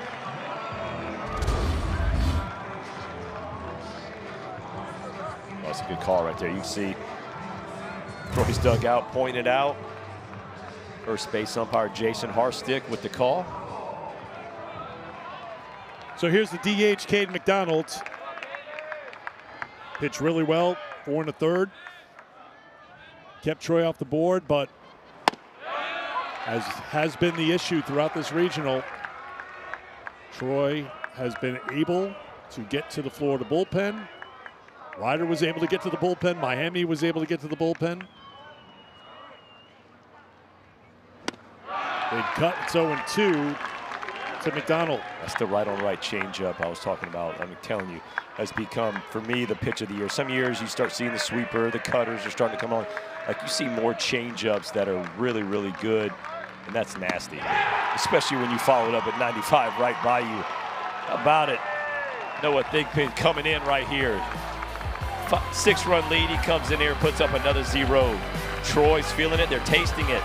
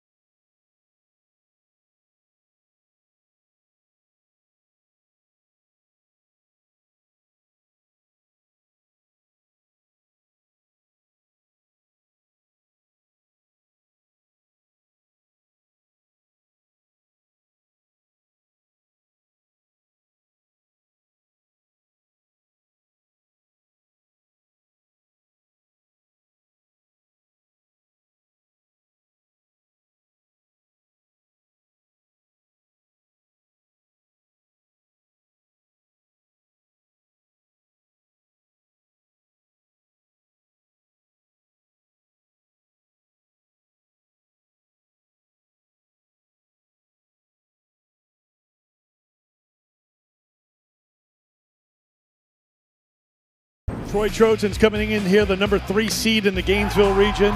No fear from the start, no fear tonight. First inning, Jimmy Janicki, a 2-run double to make it 2-0. And then the big 5-run 6th inning, Drew Nelson, a 2-run single.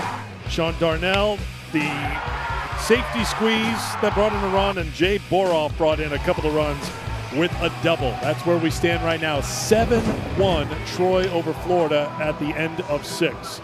They did it against Miami, they did it against Florida yesterday, and they're doing it against Florida so far tonight.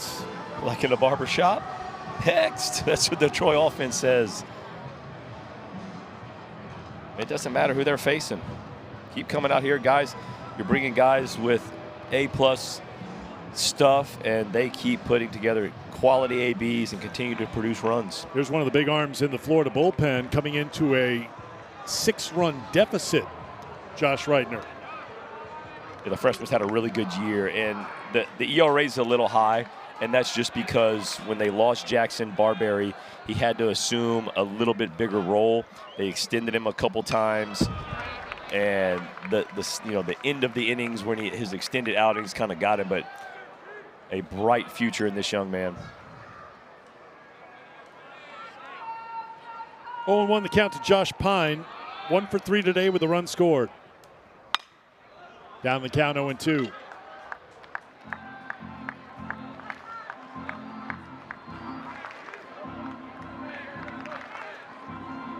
Troy lost to Miami 10-5 in game 1 of the regional. They have been in win or go home mode for a while now. Grounder to third. Surowick, 1 away. Bounce back with a win over Ryder, 15-7 was the final. Maybe you've heard this before. They had a 9-run 6th inning in that game to pull away from the Bronx. Beat Miami 9-6. They were down 6-3 in the 6th, facing elimination, but then they scored 6 unanswered to win at 9-6. And then left no doubt against Florida yesterday. 16-11 was the final. 17 hits for that team. But Cavill takes strike 1. 0 for 2 with a walk and a run scored today.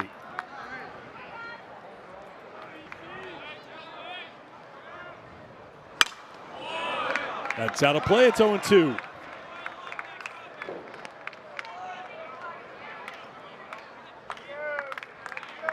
If you're Florida, you're asking Reitner to give you 3 shutout innings and hope the Florida bats can come to life like they had been leading up to this game in this regional. Cavill checked to swing. Good pitch. I don't know if you're asking him to go 3. I think you're just saying, hey, get us a 0, right? You put up a 0, see what can happen. Maybe you take a little bit of momentum into the dugout. Right? There's times where you get a guy come out, like let's say he punches out the next guy. You get a little feel of it. Maybe some momentum goes into your dugout. You chip away a little bit. That's the part. You got to put together good at-bats, and obviously you're not going to hit a 6-run home run, so good quality at-bats, and you start chipping away and see what can happen. But if you're Kevin O'Sullivan, do you feel perhaps like maybe I'm not going to pull out a guy who's throwing up zeros, because the last time I did that, right. some runs. Not going Florida's way. That will be on the low light tape as collision in foul ground. Surowick, it's his ball coming in, but I don't know how much communication there was between the catcher Bowen and the third baseman Surowick. Yeah, much easier play for Ethan Surowick, the third baseman. You can see Bowen is starting to come back. We obviously know that ball is going to keep coming back, so looked like Bowen got a little too close to the net. But still, that's where you got to be as loud as you can be, especially the third baseman. No, I wasn't saying if he continues to put up zeros, yes. You're going to ride with him. I'm just saying that's not the hope going into it. The hope you're just going, I just need a 0, see if our offense can do anything. Go back out there again, give me what you got.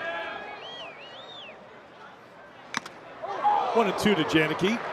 Okay. 100 from Reitner, and foul tip got big piece of Linus Baker.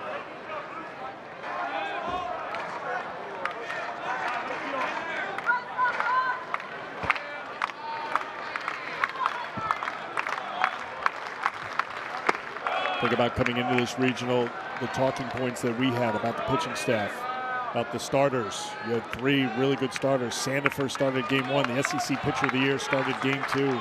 Bullpen with multiple arms that could go 95 to 97, touching 100. 99 on that pitch. But the pitching has been the biggest issue for Florida without question in this regional. Defense has been fine. Hitting's been more than fine. Pitching, a different story.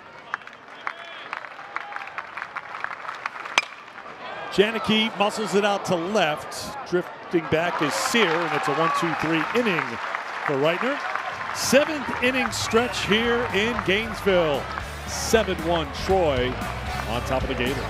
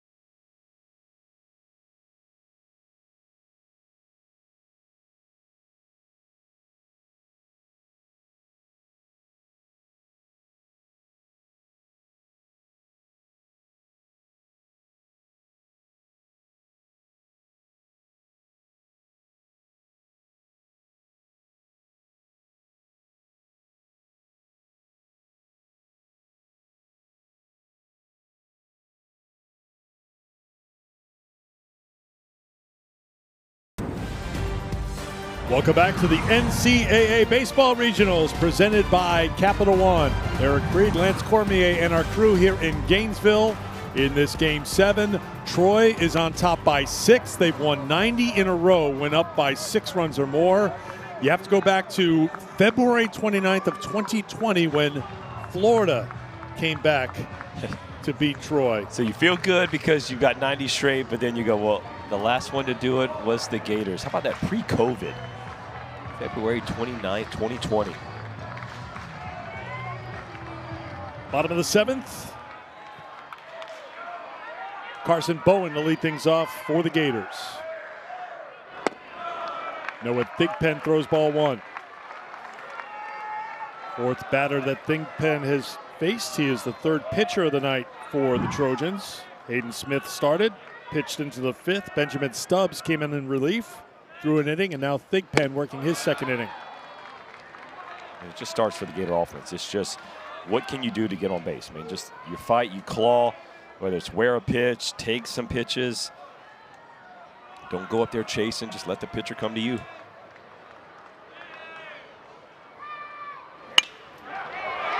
Backhanded at 3rd by Pine. A long throw across the diamond is caught, and tagging the base in time as Cavill went away.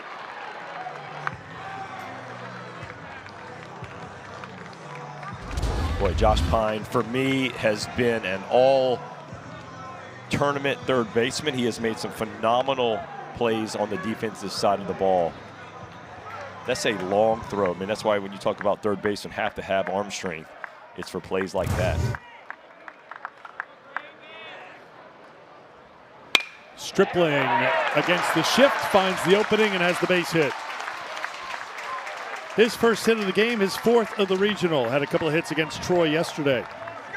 But Eric, it really feels like, obviously it's not doom or gloom. You still have, what, 8 more outs left, but it feels like you got to get something this inning just to give yourself a little bit of confidence, steal some of the momentum that Troy has taken over the entire game into their dugout. Well, one thing Troy's done as well is kept this crowd quiet. Oh, you for remember sure. how electric For sure. it was here on Saturday night in that game against Miami, but Troy scoring those 2 runs in the first have silenced people here at Condren Ballpark. This is a guy, though, who has brought the crowd to their feet a few times in this regional. 4 home runs out of the 6 hits for Cade Kurland. Yeah, players, coaches were very vocal about that crowd Saturday against Miami and how it really helped them have some of those big innings. They were so loud. Miami pitchers came in, couldn't find the strike zone. The crowd never let up. That's what a good offense will do. Take you out of it. Squibbed up the middle. First to third goes Stripling. Kurland has another hit in the regional, and now they should come to life a little bit here in Gainesville.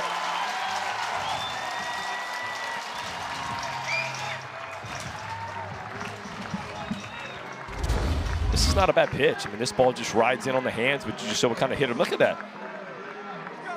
Did it roll up his barrel? I don't know. That a little glitch right here.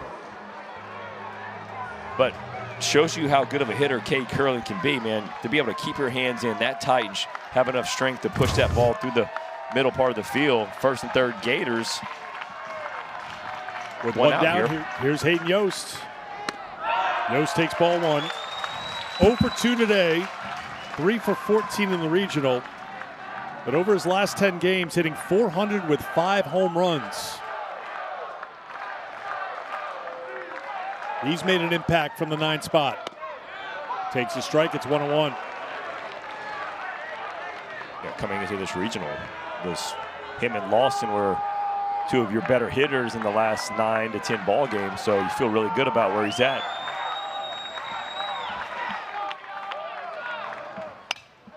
One and 2.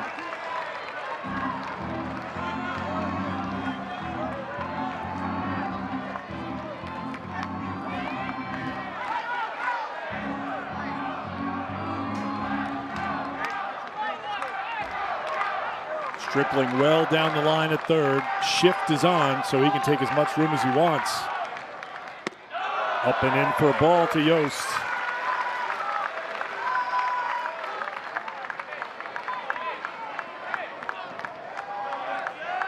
Josh Pine is playing double play depth shortstop as the third baseman.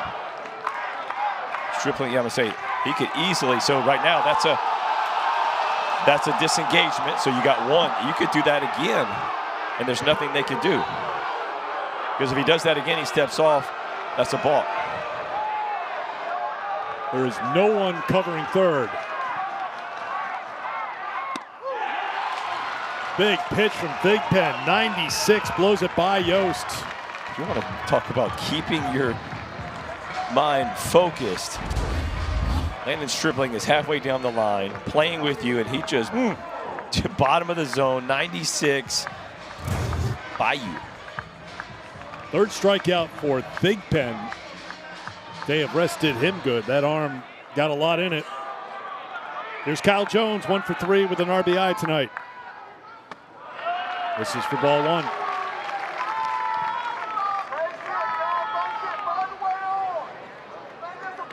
Fly to left in the first, struck out looking in the third, singled in the run in the 5th. Been on base 10 times in this regional.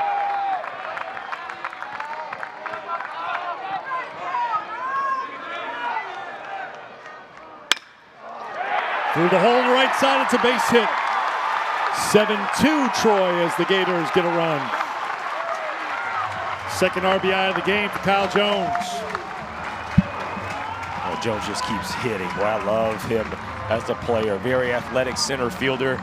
Defense is really, really good. I think the power's coming along. It'll be there, but right there, I mean, that's just a good piece of hitting. Shooting that ball the other way, keeping the line moving. Not a bad person to hand the baton off to right here. Lawson held in check by Troy tonight.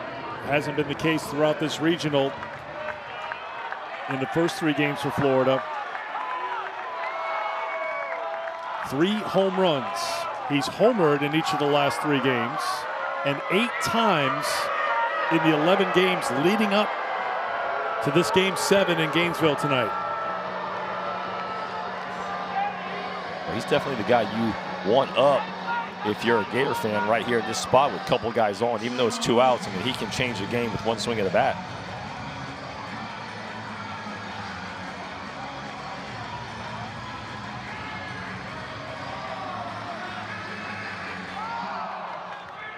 Jones at first, Kurland at second, Lawson at the plate with 2 down.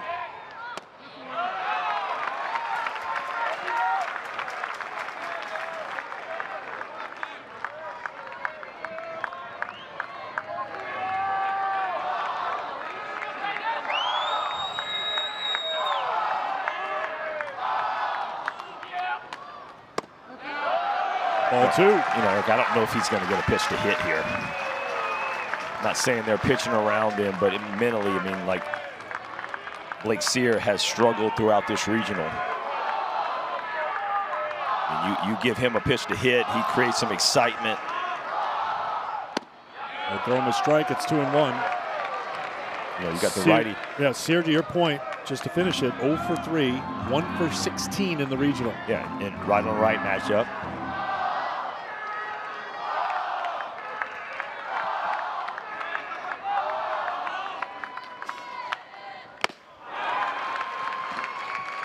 Two and 2. Someone didn't tell Noah Thigpen that, though. Yeah, he says, hold on, I got 94 in the tank. Why would I pitch around anybody? We try to dial up 97 here.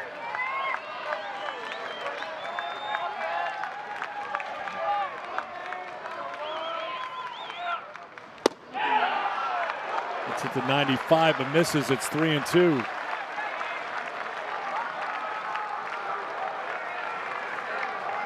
I'd stay hard, just what he just did. I'd stay out there with the fastball. 3 and 2, a 2 down, runners on the move. We'll do it again.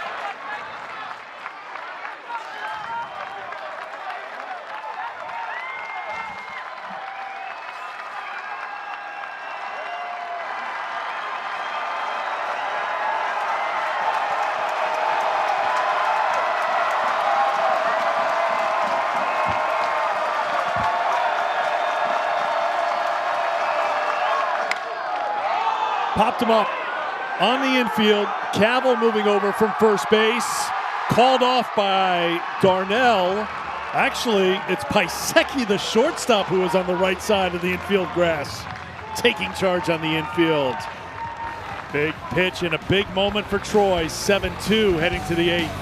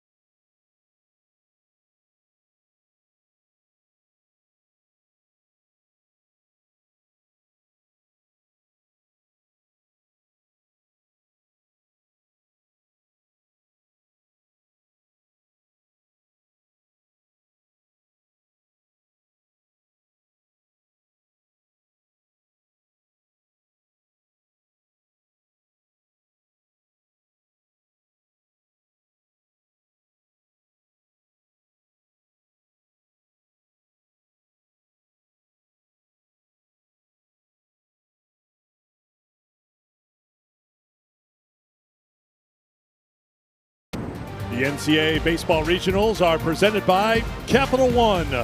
What's in your wallet? After losing their first game of the Gainesville Regional, we have seen plenty of celebrating, plenty of excitement from the Troy Trojans. They lead 7-2 after 7, trying to punch their ticket to the Super Regional round for the first time in program history. And here's the added twist. They would host Little Rock in Troy in the Super Regionals. Oh, and that place, I'm telling you, you said Riddle Pace Field holds 2,000, is that what you said? It holds 2,000. The record is 3,982, their attendance record. You're gonna get a record crowd.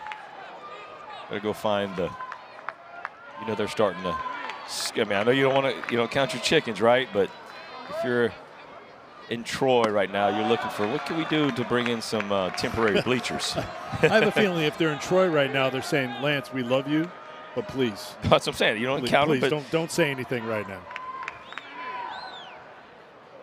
Give us 6 outs. 2-1 to Stephen Meyer, leading things off.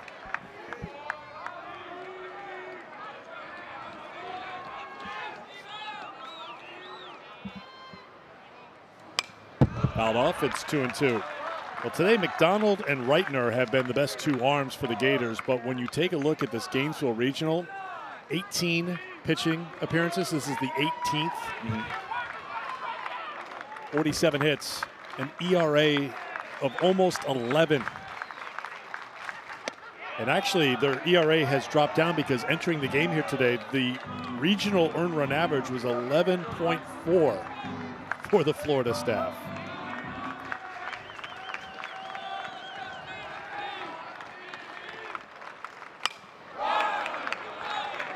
Fouled off again by Meyer.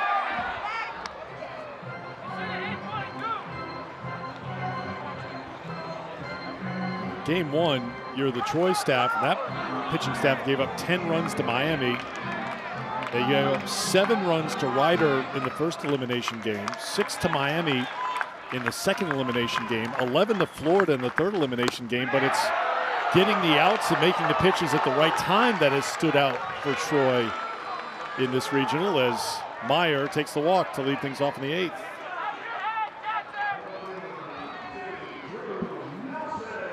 Saw it yesterday with Ellingworth stepping up and making his second start of the season. Smith making his second start of the regional here tonight. Stubbs, who started game 1, coming on to pitch an inning today, and Thigpen's looked pretty electric out of the pen here tonight. It really has. Drew Nelson with Meyer aboard. Out of play for strike 1. We've talked about the Troy story throughout the weekend, but if you want a refresher, it was heartbreak a season ago. They were the first team out of the NCAA tournament field. So after last year and the selection snub, Skylar Meade went to work, beefed up the schedule, one of the hardest schedules in the country. And that paid off on Selection Monday a week ago when Troy's name was called. Now, there was some anxious moments. We talked to the players about it this week. They expected you'd hear, here's the Tuscaloosa Regional. Team from Troy, Alabama, doesn't pop up there. Here's the Auburn Regional. Troy doesn't pop up there. So they said they were nervous. Skylar said, I didn't have a doubt. He felt really confident on Selection Monday, and the name came up in Gainesville. And Troy earned a spot in the NCAA tournament for the first time since 2023. No coach is going to go on record as saying, hey, they're excited to go to a certain spot over another one. But like he said, we're just glad we're not having to face the same teams, right? Because they'll play Alabama, they'll play Auburn during the regular season in certain years. So he goes, our guys haven't played Miami. So this will be nice. It'd be fun for them. Get a chance to take another trip to another place and see what Gainesville's all about. But Troy's a team, Eric, I mean, the team ERA is at 5.77 on the year. Like, they're used to these bar fight type games where they're having to, slug it out. Hey, they're giving up runs, but it's who can outlast the other guy. Fouled back and out of play. It's 2-2 now to Nelson. Well, they don't lack for confidence. I think we picked that up pretty early with this group. If they're down, they never feel like they're out. You had mentioned before this regional started, you like that kind of chip on the shoulder vibe that they play with? Yeah. One chip on the right, one chip on the left, and a backpack full of them. A chip on the chip. 2-2. There goes the runner. Another stolen base. Been a couple of breakdowns defensively for Florida. So a couple of stolen bases as Meyer is in safely. Both perfectly executed delay steal. You got the left-handed hitter, shuffle, and then they take off, and that's the first baseman's dribbling. Has to yell going. Curlin actually gets to second base, but boy, the crowd did not like that. Popped up foul ground heading towards the stands. Surowick will watch it hit off the side of the dugout.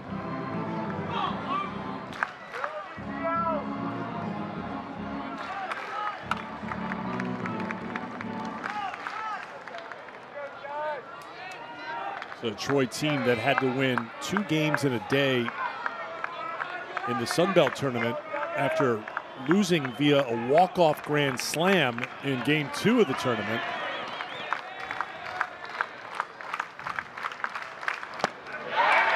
Swing and a miss. Nelson's retired.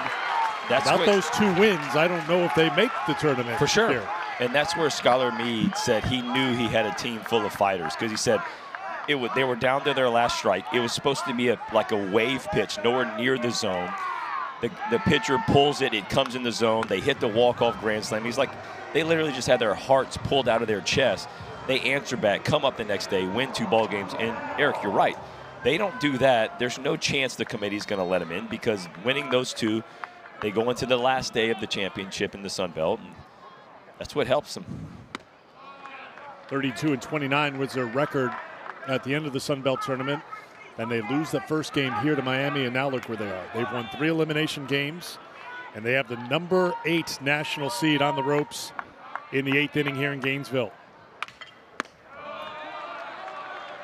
2-0 the count to Darnell. And what has been the tough thing is 93% of regional winners have won their first game. So you're fighting that 7%. Losing the first game, battling all the way back. 3-0. And most of the time, if that does happen, see right there, and then obviously the 2 that start 2-0, 82% of the time, but most of the time that 7% is coming from the number 1 team, who's at home, usually a team with a little bit more depth on the mound right now. So if Troy's able to pull this out, that's a lot of credit to Skylar Meade and his staff. 4-pitch walk to Darnell. 2 walks in the inning issued by Reitner.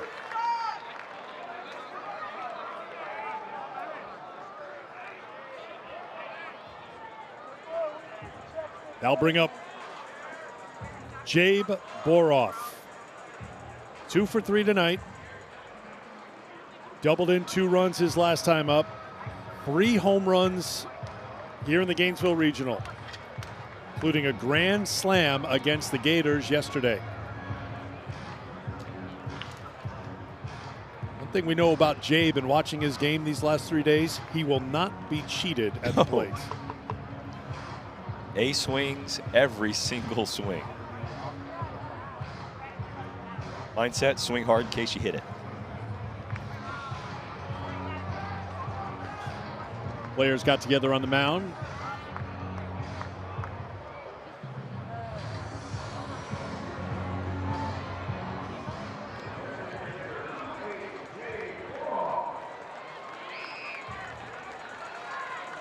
Activity in the Florida bullpen again.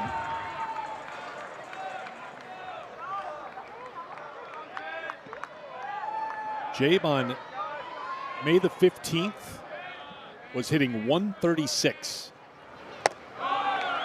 May 15th? May Wow. 15th. After an 0-for against ULM, he was hitting 136.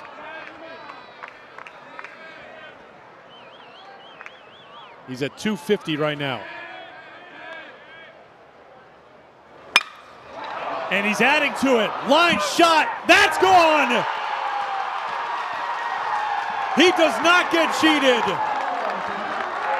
And he will take his time to celebrate. Going around the bases, a 3-run shot, and the Trojans add to their lead. And they have stunned the fans in Gainesville.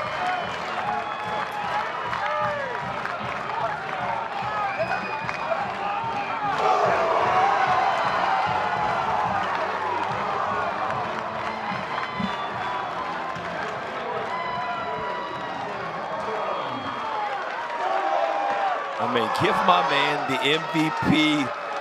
He is 10 for 20. You just talked about, what was that, 3 weeks ago? Markham tries to follow. It's a fly out to right. 3 weeks ago, Jay Boroff is hitting 137. He is now at 259. He came in with 5 homers. This is his 4th home run of the regional. Now batting 10 for 20. Yeah, he is my MVP right here. And doing it all from the 8 spot. 8 spot.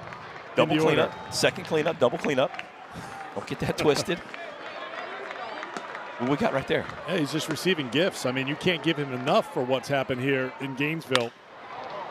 Fly ball to center.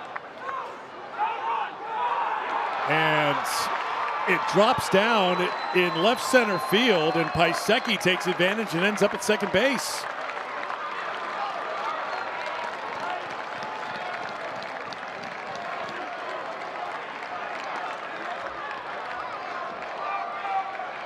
Jones was over. Sear came over. Jones lost it. It's a really tough sky right now. 8:35 in Gainesville. I think he just lost it in this twilight. And he took off like he had it there. That's where, because I just kind of put my head down, and then he threw his hands up. I think he thought he could just find it by trying to get into the area where he anticipated it might drop. So it scored a double, and here's Pine. Ooh, up and in. Didn't hit Pine, but got away from the catcher. So taking third now is Piasecki.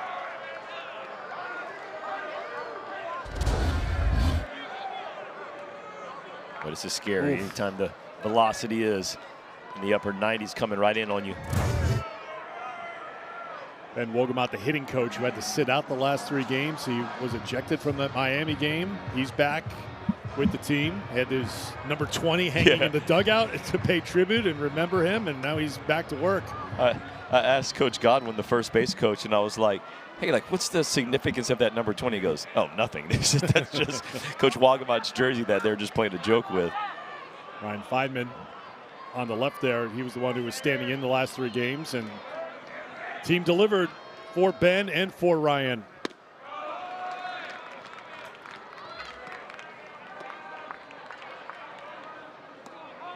Story continues to be the struggles for the Florida pitching. 10 runs or more in 3 straight tourney games. That's a first. Ground ball to the shortstop. Long throw across is in time, and that will do it. But Troy extends their lead. They're up by 8 after 7.5 in Gainesville.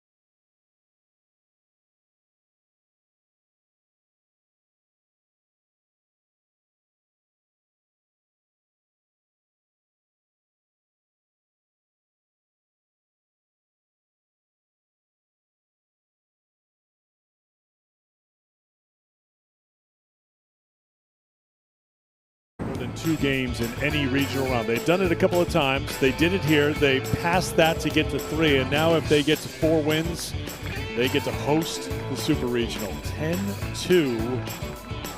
Jay Boroff has 5 RBI tonight, 3 more hits, giving him 10 for this Gainesville Regional. And they have been hugging him and celebrating with him time and again here in Gainesville. First pitch is a fly ball to the center fielder. Meyer sees it, puts it away, and on one pitch, Sear is retired. 0 for 4 today, and 1 for 17 in the regional. Thigpen gets a quick out. Florida Gators, they've been in this position before. They've gone to the Super Regionals in the last 10 trips to the regionals when starting 2-0. That streak very much in jeopardy right now. Strike one from Thigpen to Surowiec.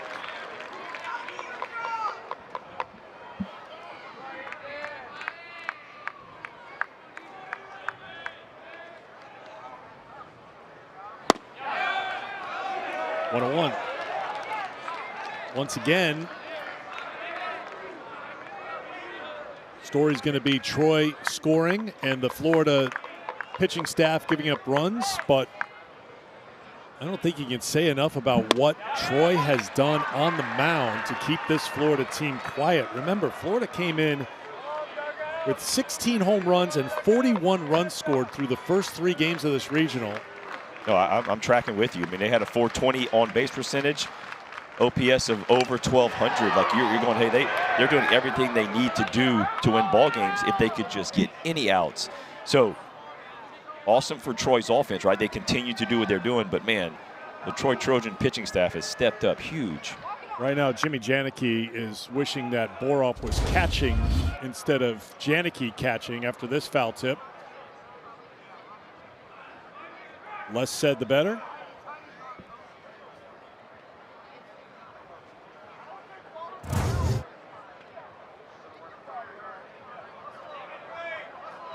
Nope, that's a stiff drink that he's taking right now.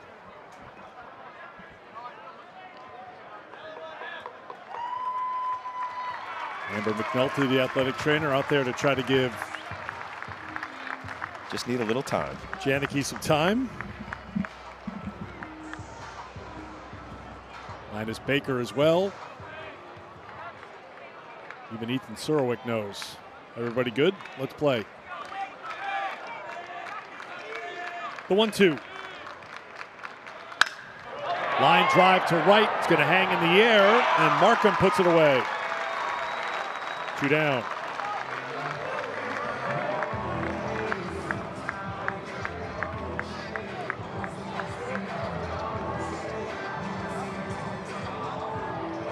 And we know the Troy dugout has been having a good time. I have a feeling their fan base knows how to have a good time as well. We've been watching them here in Gainesville. They've been on their feet throughout. I don't know if they know if this score holds. They're home for the Supers. Oh. There's got so many people watching this thing on Squeeze Play, ESPN app. They're getting the text messages. How quick do you think it takes 2,000 seats to sell out? I'm telling you, it's 1 minute? for the first time ever. Like, that's going to be something that history is made in Troy, Alabama. 1-2 the count to McDonald. 0 for 3 today. His best work was done on the mound. He settled things down for the Gators, went 4 1/3, gave up 2 hits, no runs, struck out 3.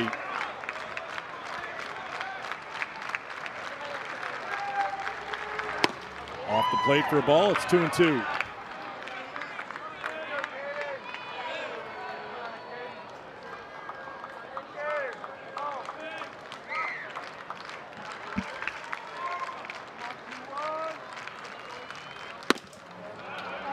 All 3.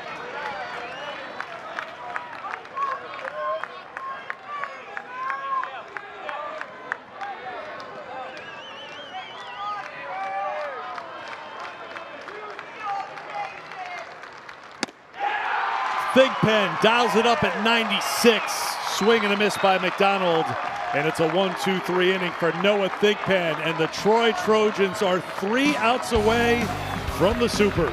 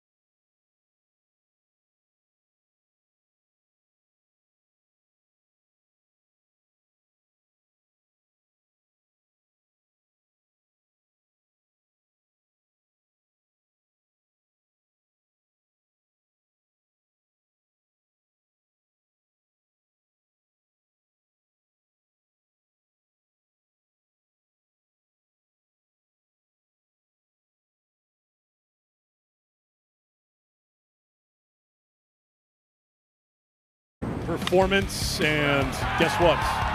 Jay Boroff has been getting it done again against Florida, this time with a spot in the Supers on the line.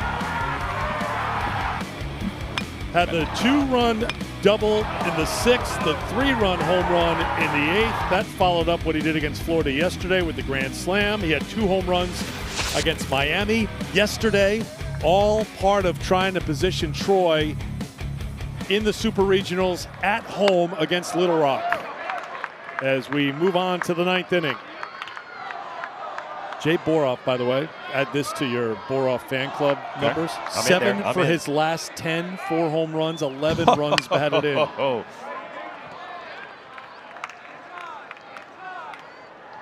many RBI? 11. Last 10 at bats? Oh my gosh. What he did Sunday. You know, they had 2 games, 2 must-win games Sunday against Miami and against Florida. That was after a must-win game on Saturday rather, against Ryder after losing Friday to Miami.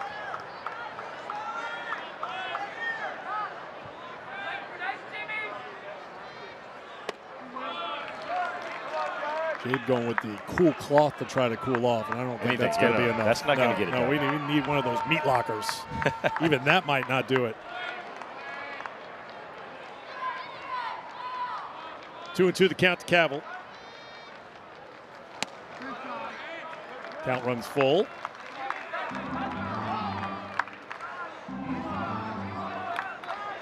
Houston Markham has been a huge part of the success for this Troy team in this regional. A couple of home runs from the 9 spot. Cavill fouls it off.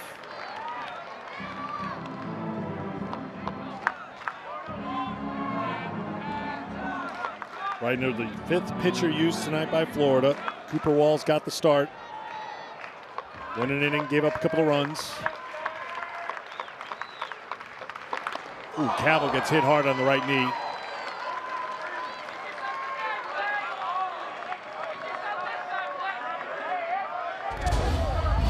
This doesn't feel good.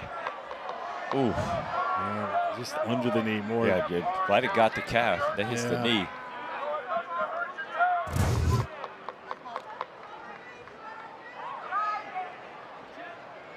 He'll lead down the first. Talk it over. He's got the umpire laughing. He just took 95 off the leg, and he's like cracking jokes about it. Look at this. Last 3 games here. 2 games on Sunday.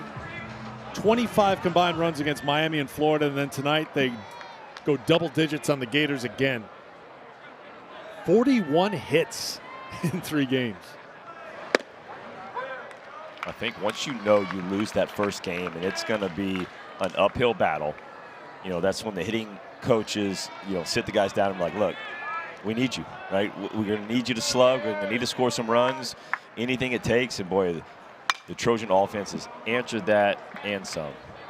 Janicki fouls it off down the count 0-2. He got the scoring started for Troy tonight with a 2-run double in the first inning. Singled in the 4th, walked and scored in the 6th, fly to left in the 7th. Janicki with 19 home runs on the season. Takes strike 3, and he knew it. 1 down. And sometimes you just got to tip your hat. Good pitch right there by Josh Reitner.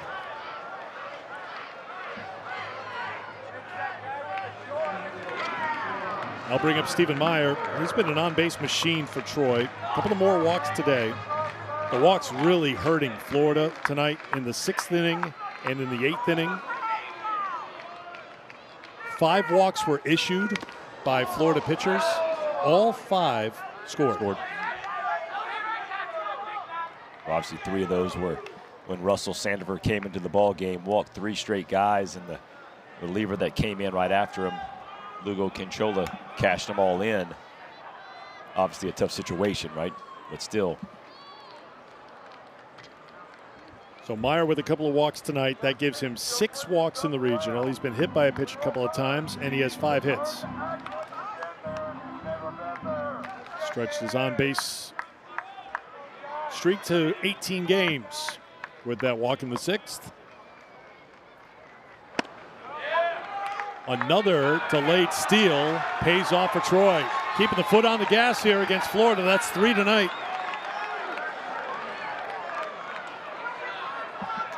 I mean, if they're going to allow you to take a free base, why not?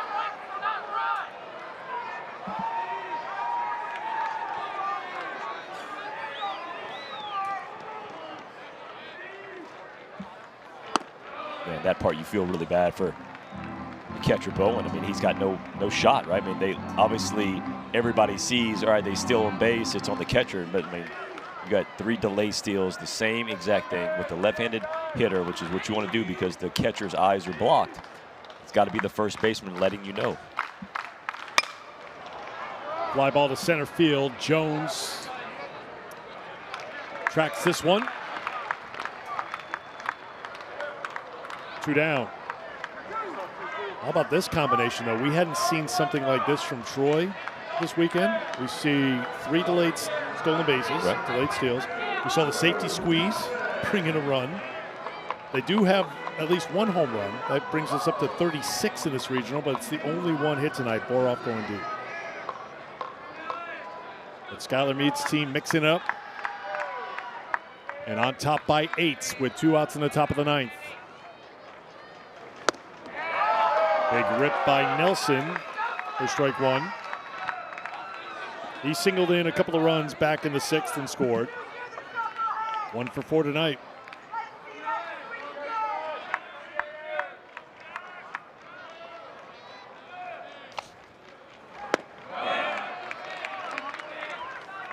One and 1.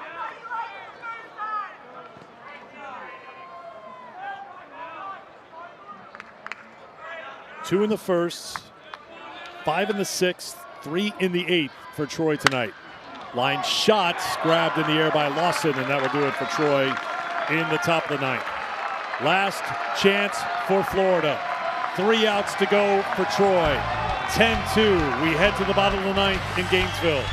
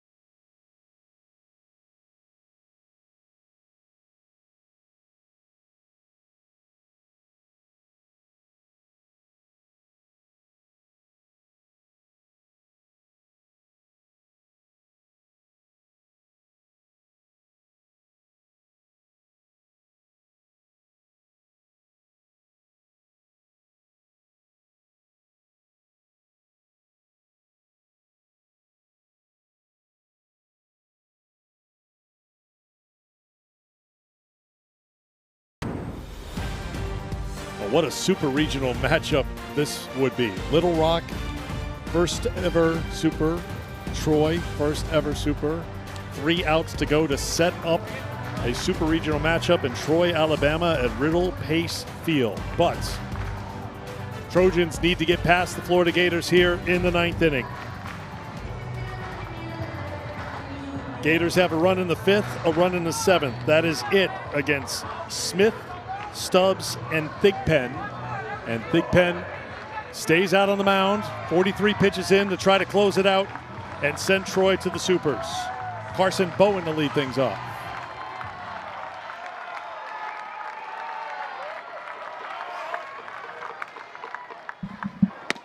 Take strike 1. Bowen singled in the 2nd, walked in the 4th, grounded out in the 7th. 1 for 2 tonight, 6 for 15 with a couple of home runs in the Gainesville Regional.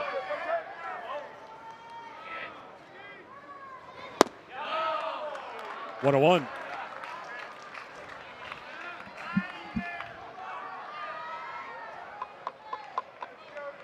I know so many teams feel good and have hope about getting to Omaha and maybe winning a national championship. This is popped up, foul ground, going to be close. And off the top of the dugout. But after almost knocking Georgia out of the SEC tournament, pitcher got knocked out early in the game for Florida. Kevin O'Sullivan felt really good about this team. I think a lot of national analysts felt good about what Florida could do at the plate.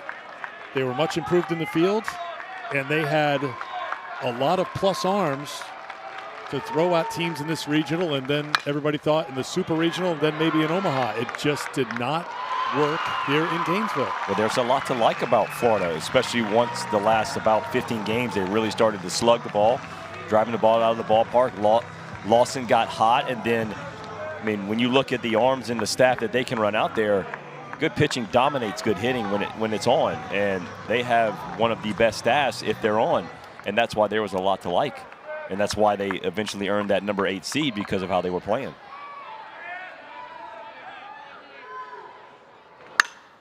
Fouled off by Stripling for strike one. He's 1 for 3 with a run scored tonight.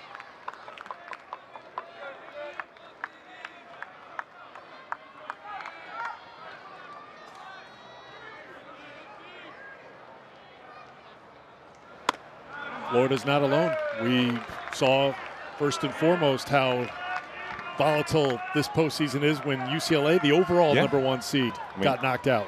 Obviously, Georgia Tech got walked off today from Oklahoma. So, I mean, it's just, baseball's just so tough. I mean, it's your next day's starting pitcher and your next day's execution.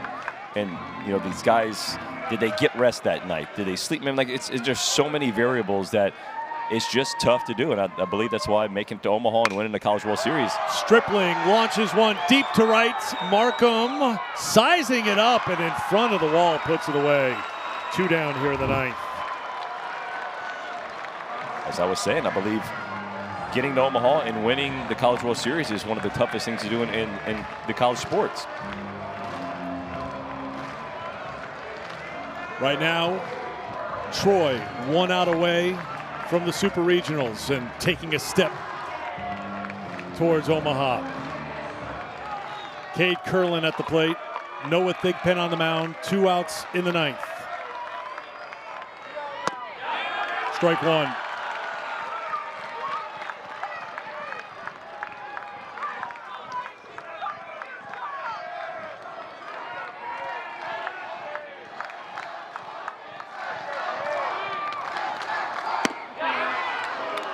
One and one.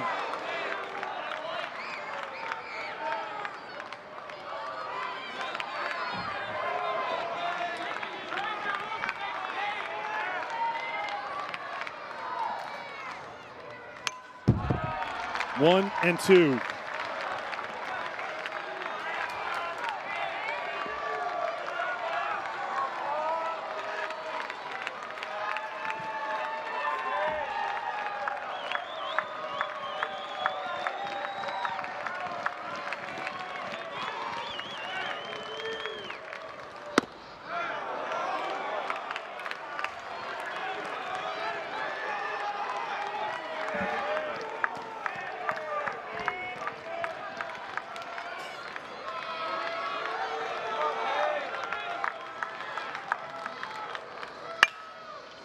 To the shortstop. Big hop for Piasecki. The throw to first. History made in Gainesville. For the first time, Troy is headed to the Super Regionals.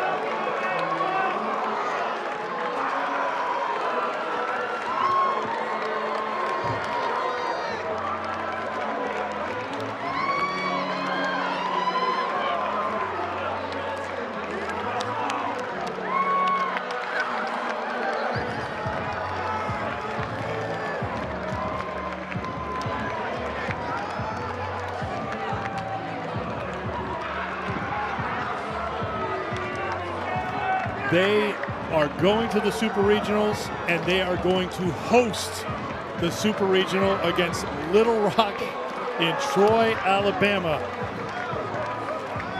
Get ready, Troy.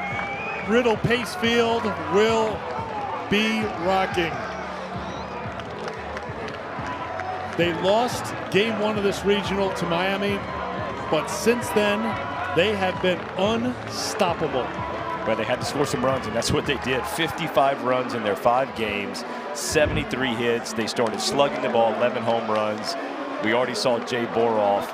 You mentioned 7 for 10 with 4 home runs in his last 10 at-bats, 11 RBI. Like, that's what it takes. And then, obviously, the numbers they got on the mound, though. Congratulations, Troy Trojans. Skylar Meade.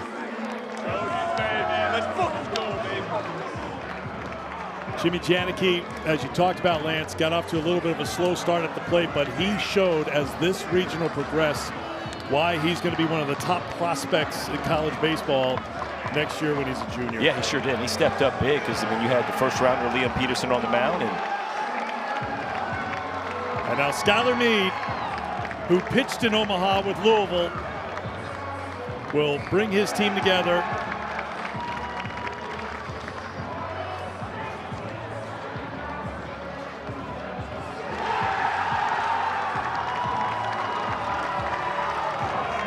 What you love about Troy, too, a total team effort. You had some star performances. You had the 8-9 spots in the lineup be 2 of your top run producers. You had pitchers who kept coming on and delivering, like Zach Crotchfeld right there, number 17, who was so good yesterday.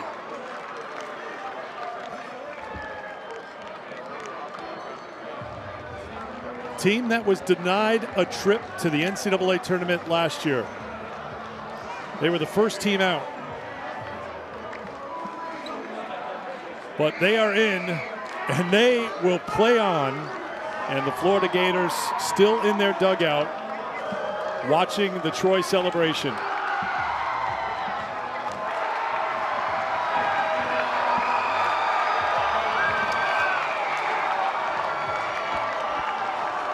Why do I think Blake Cavill's in the middle of all that right there? There's that guy. Jay Boroff, a star at the plate. And the fans, that smile and those smiles on that other side aren't going to go away anytime soon. And this look is going to be the one that lingers for Florida.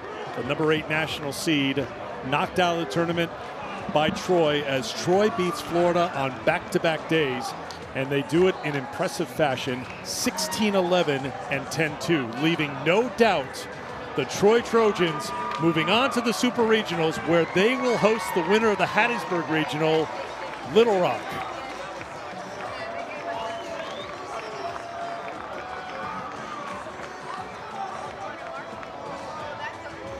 When you think about this Troy team and what they've done and what they can do in the Super Regionals, what stands out to you, Lance? like I said, it's the guys you want in the bar fight, right? I mean, they can do it any way.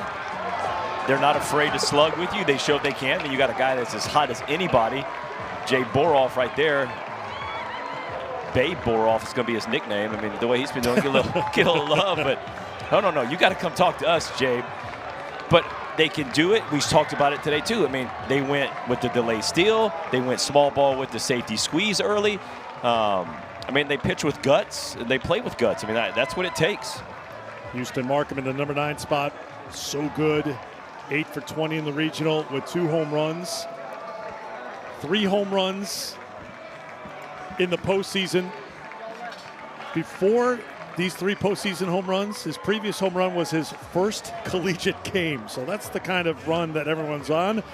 And Jay, we apologize for taking you away from your adoring fans down the left field line, but thank you for spending a couple of minutes with us and just take in this scene. You were just in the middle of the pig pile and just looking around your teammates. What does this mean to you in this Troy program to be going on to the Super Regionals? And by the way, Jabe, hosting the Supers. Oh my gosh, I'm at a loss for words, but it means everything, man. I freaking love these guys. I love the freaking coaches. Oh my gosh, I don't even know what to say. I'm just ecstatic. Well, Jay, let's just talk about, how hot you've been on, just a hot streak. We got 4 home runs in your last 10 at-bats. Have you ever had a streak like this, going all the way back to Little League, even Coach Pitch? Talk to me about it. I had one day last year when I was in junior college. I had 5 homers in a day, but it was nothing like this. On this stage and against this level of players, I was playing Alabama junior college baseball, so it's so much different, man. And all I really have to say is God is so great. I was struggling so bad throughout the year, at the beginning of the year, man, and I was just so down in the dumps and praying to God every single day just to make it better. And my family and my girlfriend, they would give me verses, and it was always just about God is going to put you through struggles, and all you have to do is just trust in Him, and He has a plan for you, and everything's going to work out. And just God is amazing, man. He's awesome. All right, God is good, and guess what? We just got the release on an email. Regional MVP, Jay Boroff. How about that, man? Oh, my gosh. That is phenomenal. It's phenomenal. Hey, you just touched on it. You were hitting 136 on May 15th. Yeah. And you just went. We got to do the 10 for math 20 here. 10 for 20 in the 4 Gainesville homers Regional. and 12 stakes. Wow. That's wow. MVP level stuff right there and beyond. Hey, Wow. Jay, just take a look around the field. One guy that we really enjoyed watching, I know he's the guy who got you pumped up, Blake, before every game. What can you tell us about that beauty? Oh, my gosh. He's amazing. He's the freaking energy of our team. He gets us lit up every single game. He's going to come in with fire, and he's really I wouldn't say never negative because, he's got that fire in him. But, but he's always picking you up. He's always there for you. He's an amazing leader, and he is huge on this program. I would also talk about Josh Pine. He's freaking phenomenal. Look at him right there, 3-2. Freaking love that guy. Hey, we're going to let you go because Florida's been waiting in the dugout to shake hands with you guys and pay tribute. Thank you so much, Thank Jay. you guys so much. Congratulations. Hey, congrats, Jay. Thank you. And kudos to the Florida team. Yeah. They were sitting in the dugout waiting for the celebration to die down, and the Troy players are the ones who walked over to the top of the Florida steps to initiate the handshakes, and every Florida player is coming out to pay tribute, and rightly so. Florida knows they just ran into a team that is just playing unbelievable baseball right now. I agree. I've been on both sides. Freshman year, we were able to make it to Omaha, ended up losing out to Miami, eventual national champion, and then the rest of the 3 years of my career, you don't make it. And so I know what Florida players are going through, man. You start the year with Omaha as your goal. You put in the early mornings, the late days, those long Sunday scrimmages, and it hurts. You got some guys that are going to move on to pro ball. You got some guys that are come back. This day and age, you're going to have transfers. You're going to bring in new teams. This is the only team. You're never going to have this team again. And so it's very emotional for some of these guys. Kevin O'Sullivan and the Florida staff out there as well to pay tribute to this team. And that's really what they are, because we just saw an amazing team effort doing the little things in this game, doing big things with the home runs. Guys stepping up who were hitting 136 on May the 15th, and now they're regional MVPs. How about the belief system right there? How many guys would obviously just be so down on themselves and just almost bury themselves because they can't get hits? And you got to give a lot of credit to Skylar Meade. Continue to put him in the lineup, and boy, he came up huge for them when it mattered the most. Well, that smile's not going to leave Skylar's face anytime soon, because the level of joy and the pride in this team after having their hearts ripped out in the conference tournament, being disappointed a year ago, not making the NCAA tournament. Now, not only are they in the Super Regionals, they are hosting the Super Regionals. Yeah, those are the moments that he talks about, just the toughness that they built in this Troy program. What they strive to be is the toughest ball club out there, and when you watch them play, I like the way they play. What's not to like about a team that came here, they lost their first game in the regional, and then they go on a run. They had to win elimination game after elimination game. They went 4 for 4, including back-to-back wins over Florida, to advance on to the Super Regionals. The celebration will continue in Gainesville. I have a feeling the celebration's just starting in Troy. It's been great to be with you here in Gainesville. For our producer, Brian Ryder, director Mike Roig, and our entire crew, including Dave Corris with us in the booth, For my partner Lance Cormier, I'm Eric Freed saying so long from Gainesville. Congratulations to the Troy Trojans for the first time headed to the Super Regional.